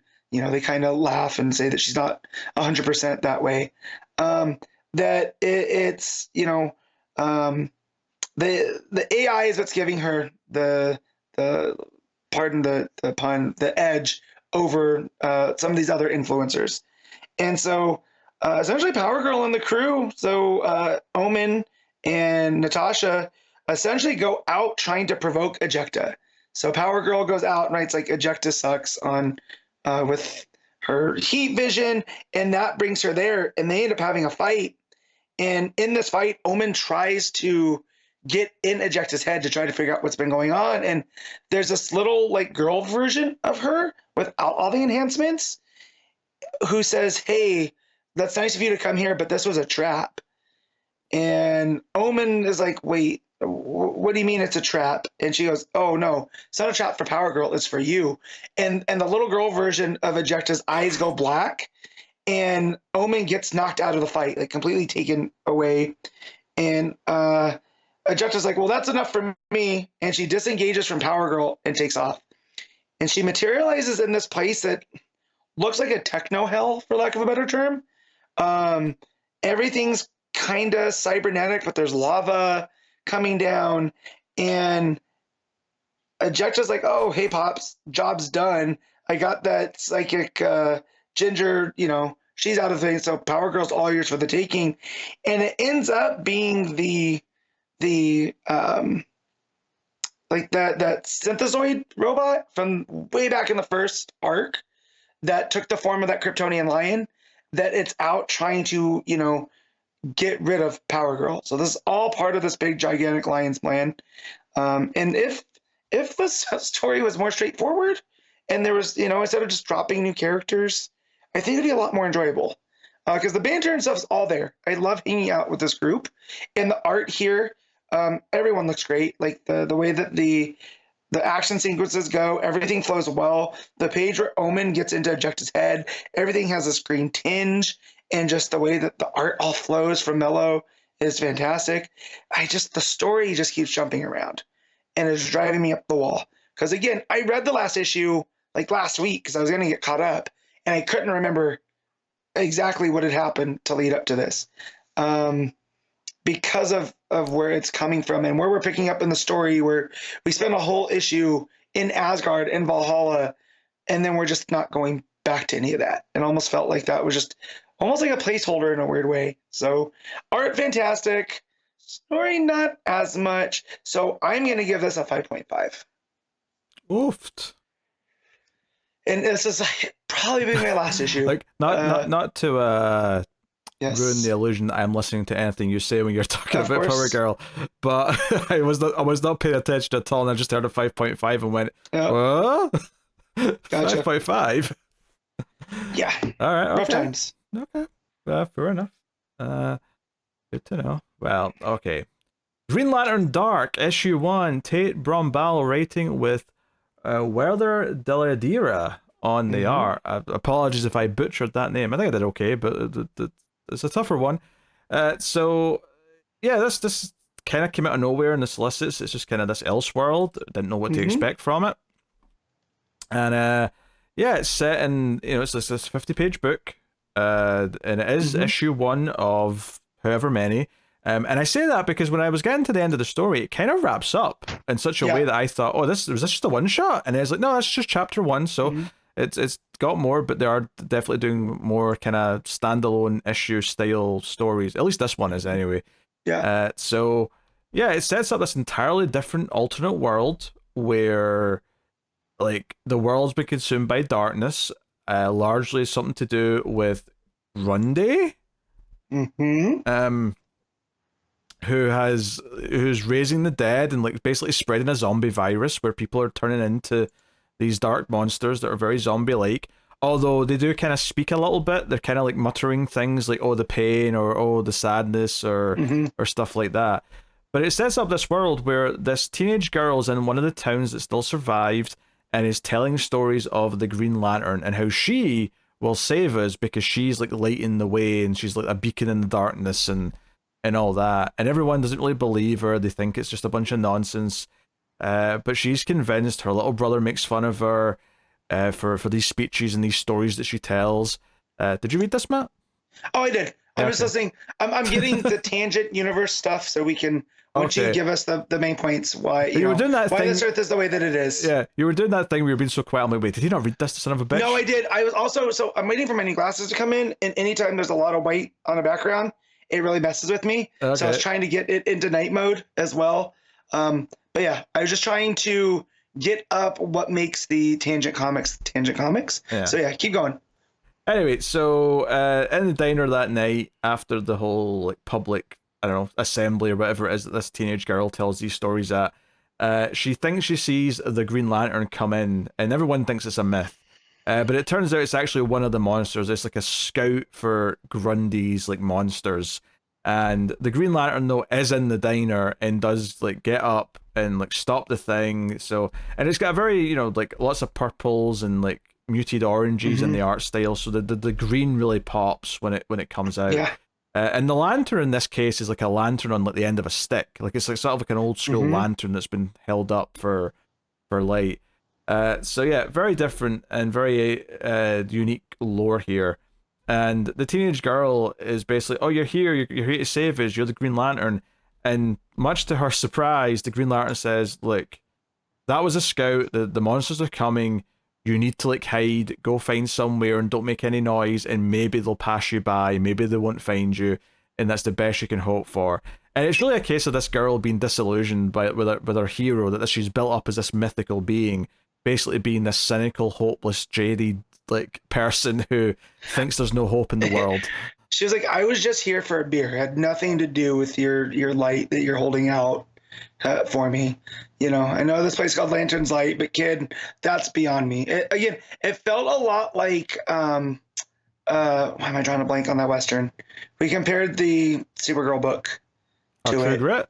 True Grit, yeah. Felt a little True Gritty here, where the girl just wants help from the Green Lantern. The Green Lantern's like, look, kid, everywhere I go, trouble follows. You don't want my help. You know, so I like that dynamic. Yeah, and when they're all hiding that night, the teenage girl can't accept what has happened, so she actually sneaks out of the house with her own little lantern to go and find the Green Lantern. But of course, Grundy's bringing his zombie army to town, and like everyone's kind of screwed. So, well, the teenage girl catches up to the Green Lantern and confronts her.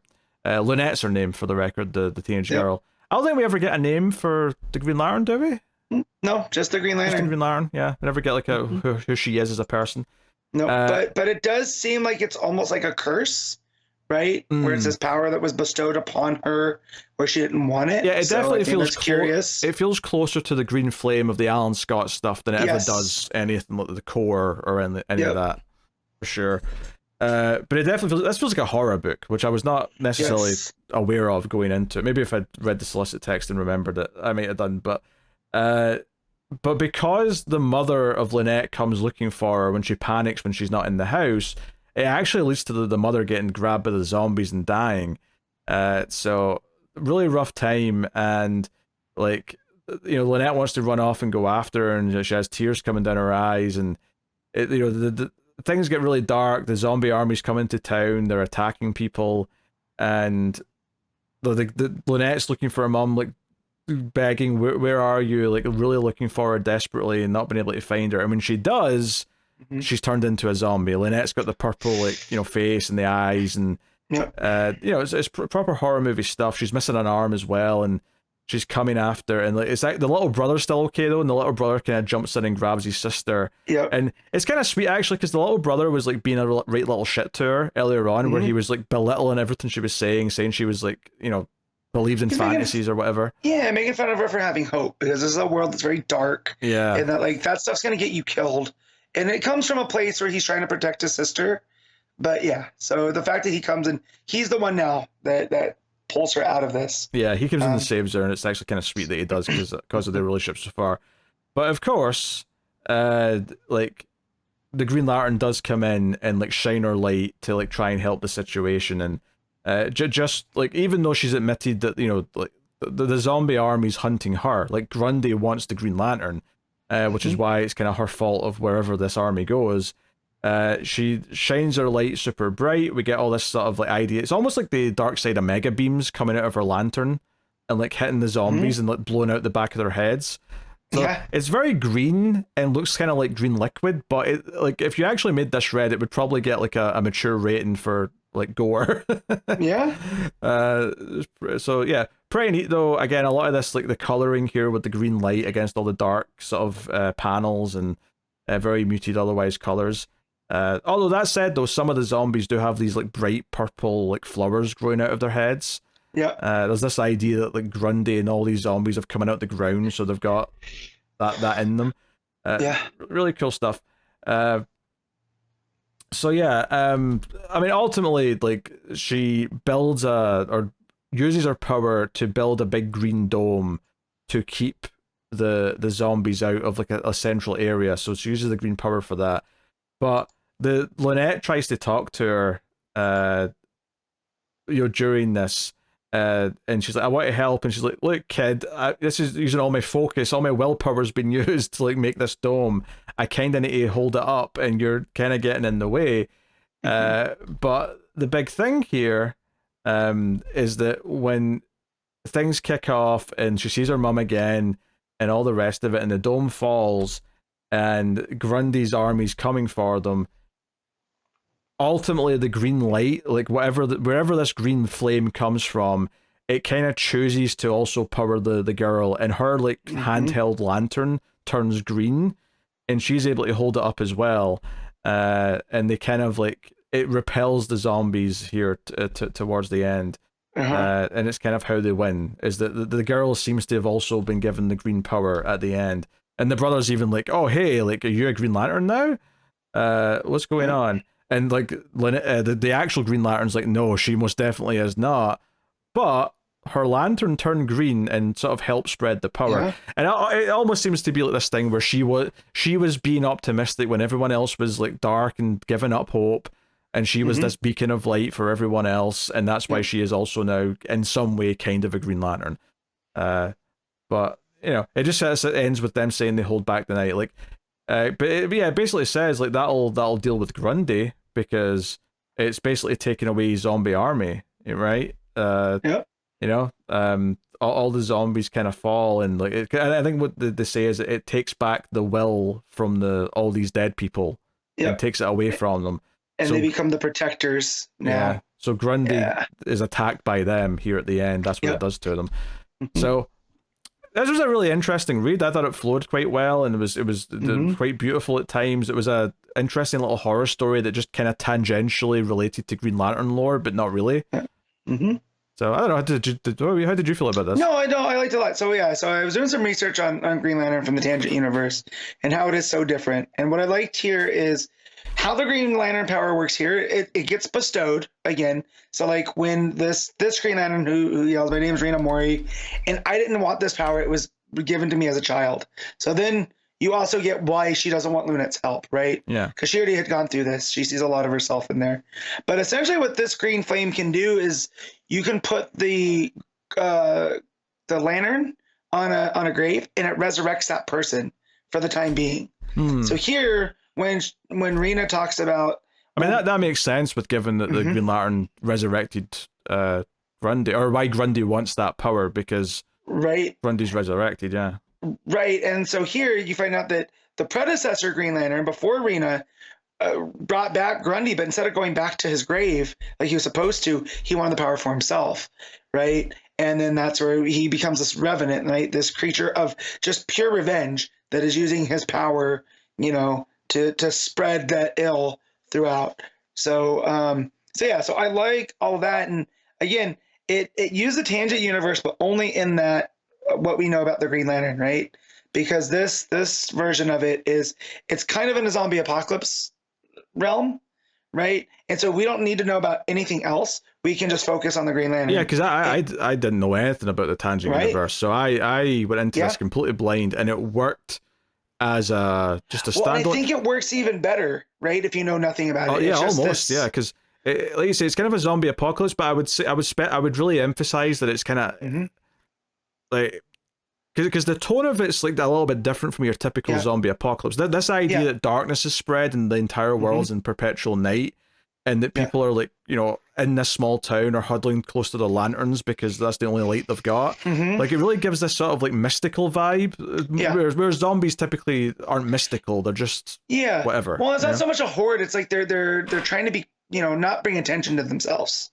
Right, because they don't want to bring the attention of Grundy's group. Especially when they go hiding. When the Green Lantern tells them to go and hide and like turn off their lights and like don't make any noise, it made me think of like like in the UK during World War II, when they would have to like cover up all the windows, the blackouts, and like you'd get fined if any light got out, because then the pilots could see where the cities are. Right, and so I felt a lot of that, and again, just looking through, because I remember stuff about the Green Lantern from reading stuff of the Tangent universe, but I couldn't exactly remember. But once this book rejogged, resurrects the dead. It can talk with the dead. Like you said, it has a lot more to do with like the green flame that Alan Scott has than what we traditionally know of the space cops. And then just seeing how Grundy plays in with that, I thought it was really good. So if this was just a one shot, I'm like, this is a fun little horror story right before Halloween, you know. But it's not done. There's at least 2 more issues, I think. So yeah, so I'm looking on League of Comic Geeks, and there's one that's set for Christmas Day as number 2, and then there's nothing after that. But that's about normal. December's about as far as we go. Well, yeah, because if it's every other month, then the next one would be February, and we've not had solicits for that yet. Right. So yeah, if they're going to be kind of like these, not just one-offs, but like, you know, we'll follow the Green Lantern, you know, to whatever else to see what, because it seems like they've put out Grundy, right? And do you think he reforms? It feels like they've defeated Grundy, which is why it feels like a one-shot, because it feels like they've defeated the enemy. But I suspect that Lynette might stick around as a character with the Green Lantern, and we'll go from there. Yeah. But as Kid Lantern. Whatever they're going to call it, Teen Lantern. We've already got Teen Lantern. Got a handy name.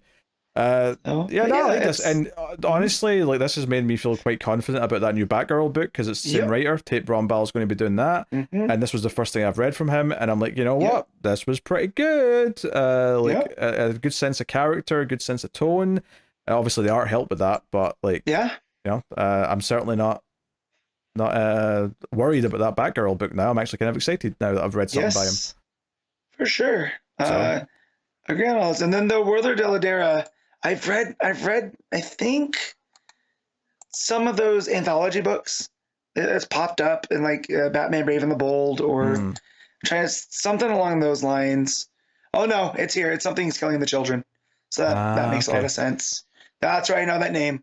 And yeah, perfect kind of horror vibes for this. But yeah, nice little kind of creepy book right before Halloween. Really good on DC to drop it. Was his father's name Werther original? I think so. That's Werther Senior. So he was the original. It was a dumb joke. Okay, I'll just like but I just want to say, people, if that were me that made the joke, people would have gone, get out of here. But notice I tried to yes and him. See, I've lost respect for you for trying to yes and that. That was not worth yes anding. No, yes it was. Have some pride in yourself. No. I'm too hungry. I'm saying dumb things. I am absolutely starving. So let's get you through, because I have to go get done stuff. So you tell me about Planetary number. Oh, we have to rate it. Never mind. Yeah, we have to rate Green Lantern Dark. What's your rating? This one is an 8.5. Yeah, I mean, I've heard that. Yeah, I'll just go straight 8, but it's just purely because I don't know why. It's the gut feeling, honestly, at this point. But it was really good. I'm down for more. From Tate, I'm down for more for this series. All good stuff. All right. So every month on patreon.com/MailFuzzTV, you can make me read a book at one of the higher tiers. And today I am looking at Planetary issue 2. Did issue 1 about a month ago, give or take. And here we're doing the next adventure with Jaquita, with Drummer and what's supposed to be Elijah Snow. I was trying to remember. Which Snow's name was. So I pivoted to Drummer because I'll do that first. That one's easy to remember. So this is a fun issue. This issue is about an island, which they call Island Zero, which apparently after Hiroshima, some big event happened. No one knows for sure what it was. Maybe someone was setting off nukes and opened up a portal. Maybe mutations happened, although Jaquita kind of like says that one sounds silly.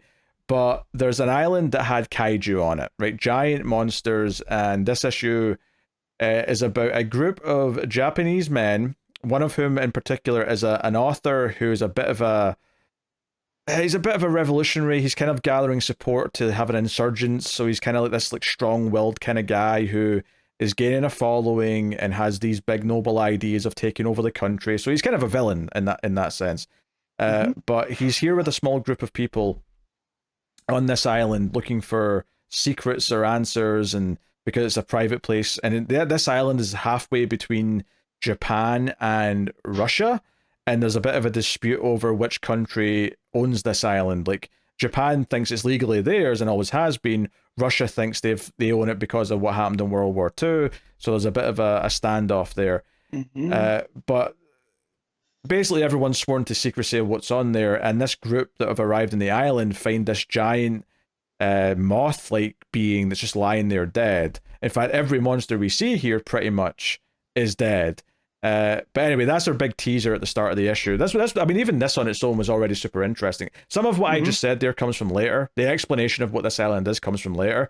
the opening few pages of this group of men arriving, you get a little bit of the interaction that this main guy's in charge and he's a bit of a dick and he has these delusions of grandeur, and then they see this big monster. It's a great tease. I was super into it. Okay, what are we doing?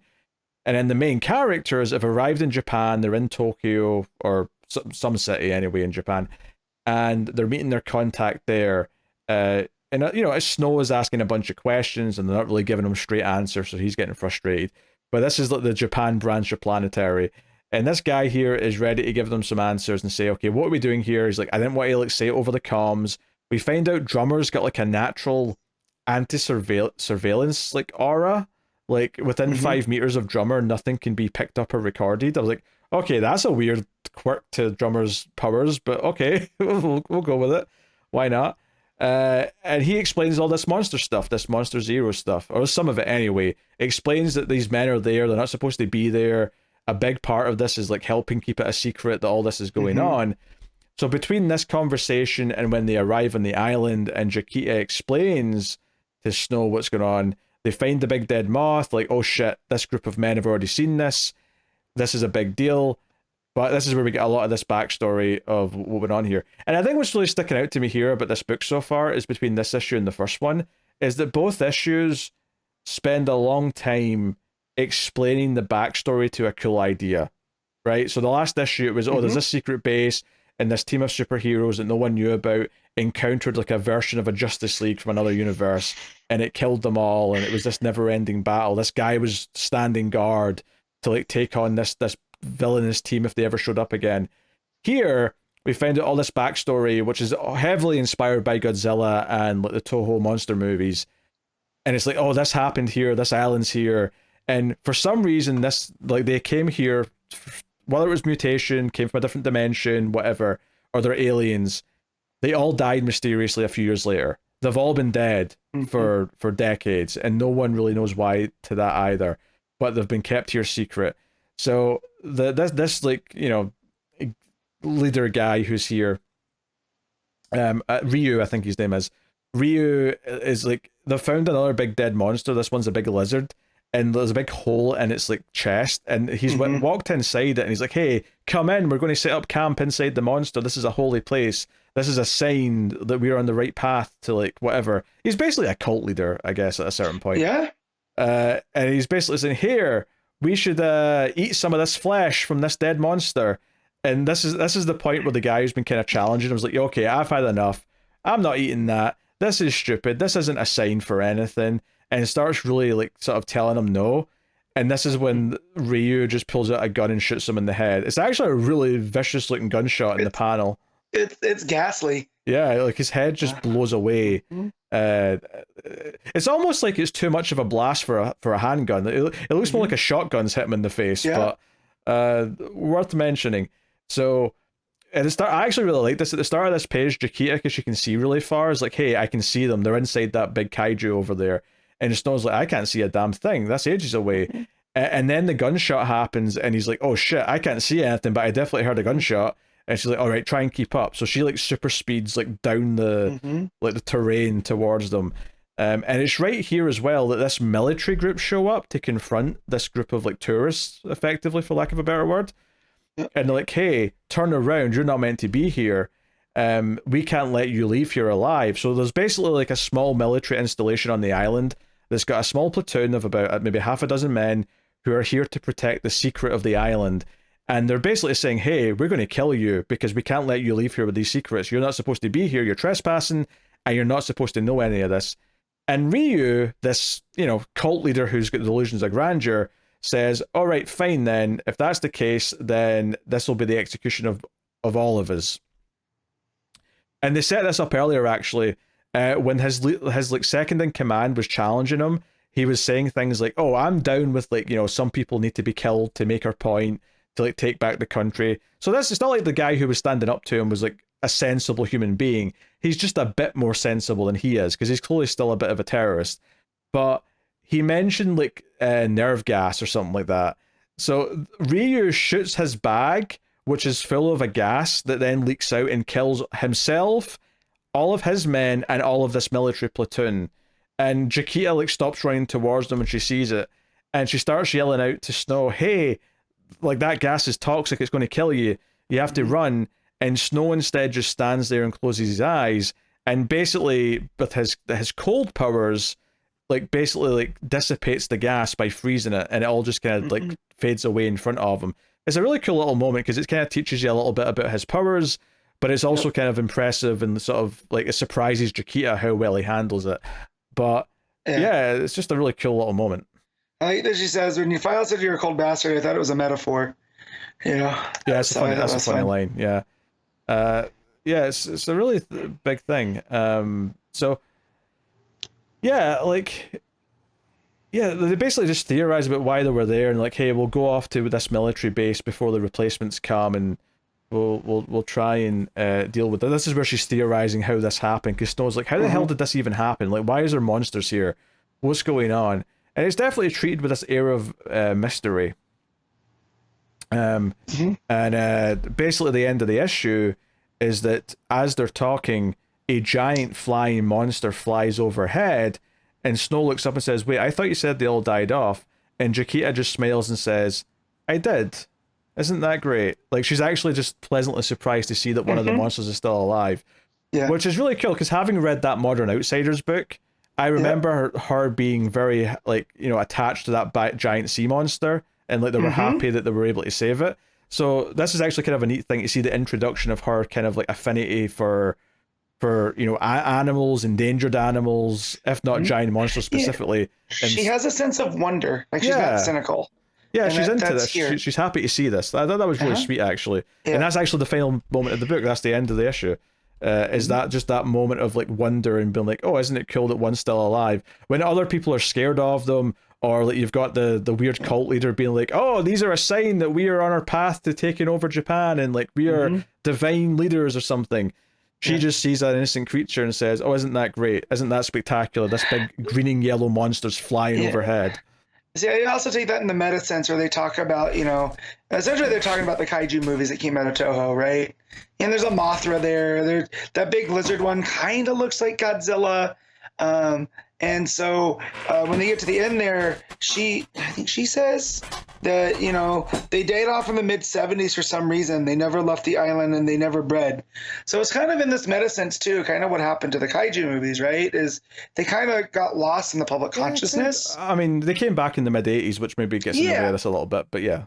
Yeah, but like kind of in the public consciousness, they weren't as big as they were, right? And so, you know, and her looking at them is kind of like, you know what, these are kind of cool, right? Like, you know, we can appreciate these big monster movies for what they are, or, you know, whatever, in the modern context now, looking back at them. So I also feel like that was Ellis working through, again, a lot of the pop culture stuff that he does throughout these. I think it's really interesting to me, and I'm actually really excited by the fact that both issues of this have been really exciting, from just presenting me with very different things. Like, that first issue was super interesting, and so was this one. Like, learn about this island. There's this kaiju island. Like, I enjoyed that New Outsiders book, but I really feel like as I'm reading this, that this is probably much better. like as good as that new book was, this clearly is like why the new book wanted to like do a redo of it and wanted to harken back to it, is because this is actually really well done. The way that each issue, and again, I'm only 2 in, but each one is giving me a completely full package of here's a cool idea that exists that is super interesting, and maybe there's like an overall thing it's going to build to, and that'll be cool too. But so far, even just presenting this on its own was super fascinating, and it made me excited. As someone who likes science fiction and likes superhero stuff, which helped for the first issue, I like kaiju stuff and Godzilla, which helped for this one.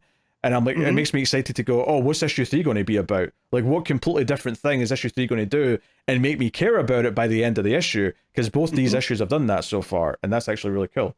So yeah, and like you bring up the new Outsiders book, is that story is a love letter to Planetary, right? Yes.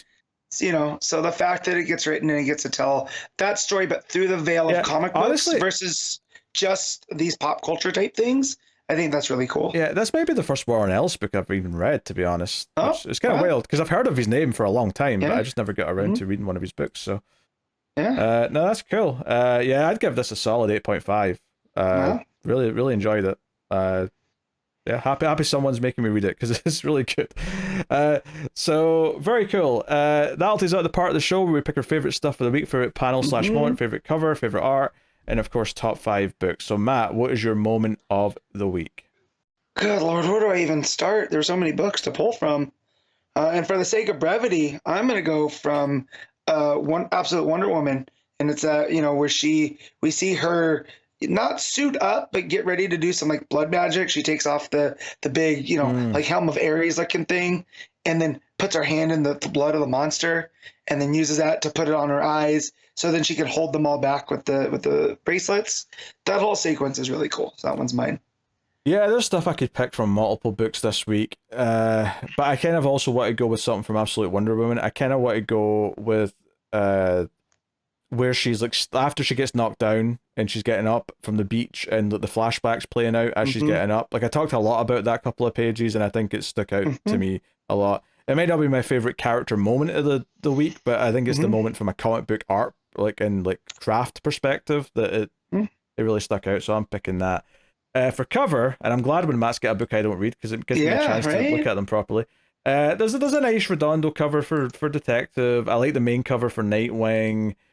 There's a nice Ben Oliver cover for Superman 19 where he's standing with his arms folded, which is a really nice kind of painted looking image, which is really cool. The regular Green Lantern Dark cover is quite nice. I think if I'm picking something though, I'm actually going to go with the Jim Lee cover for Wonder Woman, or Absolute Wonder Woman. And I didn't know it was a Jim Lee cover when I first looked at it. I can tell once I know, but I just really like the sort of how dark it is and shadowy, and like she's holding the big sword up like that. I know they called it the Blade of Athena, but from henceforth I'm calling it the big ass sword. It's basically just a Buster sword from Final Fantasy VII. It's really wild how it's clearly inspired by that. Kelly Thompson likes Final Fantasy. I don't know that for sure, but I'm predicting it based on this sword. Yeah. So what's your cover of the week? All right, so I want to bring up, there's a Superman by who is it? Simone DeMeo. It's got Superman and Superwoman. There's a lot of orange in the background. It looks real nice. Looks like they're coming up with the sunset or the sunrise. I mean, so that one's real nice. Green Lantern Dark has a Dan Jurgens cover, which I'm only noting because Dan Jurgens created the Tangent universe. Right, there's a thing that he did in the '90s. It's like a 5th week event. Okay. So him coming back to this character. It's very moody. It's got the Green Lantern in a graveyard with a lantern hanging over it. Looks real cool. But my pick is the Dan Panosian Wonder Woman, Absolute Wonder Woman cover, where it's got her with the lightning behind her. It looks kind of painted. She got the sword, like she's getting ready to unsheath it. Fantastic stuff. Cool. All right. What is your art of the week? Oh man, there's a lot to pick from. Janin, however we're saying it. And Detective was good. I did like Dexter Soy and Nightwing. Mora for Superman. Oh man, I'm looking at through some of these other ones that we can choose from. But you know what? It was the best thing about this book. I'm gonna go with Fernandez for Zatanna. Okay. I am going to go. Wait, you mean Javier Rodríguez? Rodríguez. I'm sorry. Yeah, I did the Javi thing. Yeah, you're mixing your Javiers up. I am going to say MIkel Janin for Detective, but it is tough this week. There's a lot of choices. Yeah. And even Hayden Sherman for Absolute Wonder Woman is pretty strong. I really like that. It's just that had something I didn't like about it as well, though, which is the only reason why I'm not saying overall it's my favorite. But I get it. Really, really good. All right, top 5 books. All right, number one's going to be. Are we including last week's books? I was yes for Allwinter, but no for action, and that's just because it's weird to rank 2 different action. Yep. So just do this week's action if you're counting action. So that's fine. Number 1 is Allwinter. 2 is I have to look because there's so many damn books. 2 is where are you? I'm trying to remember my thing. So hold on. I know Allwinter's number 1. 2 I'll give to Wonder Woman Absolute. 3 is Tech. 4 is Green Lantern, and 5 is Nightwing. Okay. I think that's right. Yeah. Yeah, I don't even know where I'm going with this. 'Cause I rated a lot of things similar scores, so I don't even have an obvious one to go to. I will say. All right, number 1, Absolute Wonder Woman.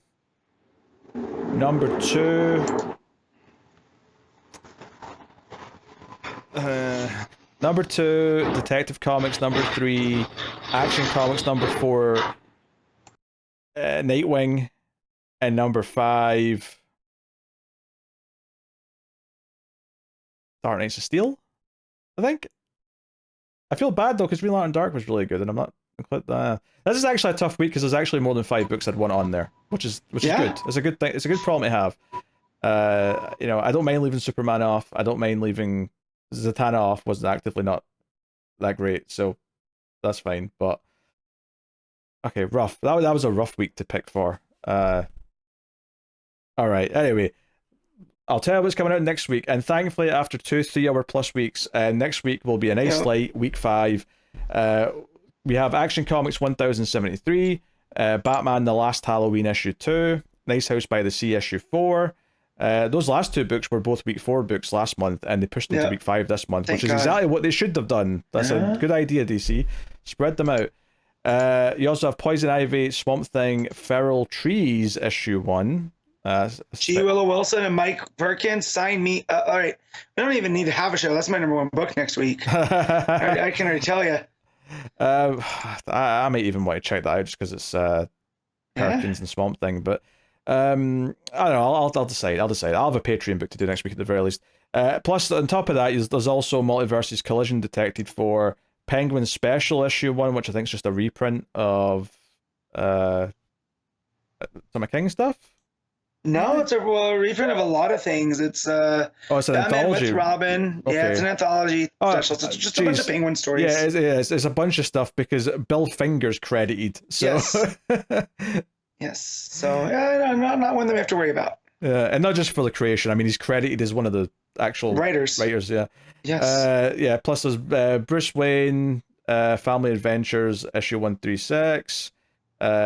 There's a reprint of Absolute Batman issue 1, Wonder Woman Uncovered issue 1. So yeah, a bunch of reprints and whatnot. But yeah, so it's a quieter week, which I honestly, after these 2 weeks, I'm actually quite thankful for. So we can have a brisker show next week.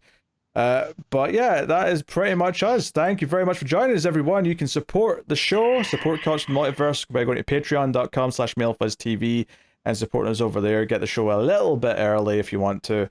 And help keep things coming. Of course, liking, subscribing, sharing the show out, all those things help as well.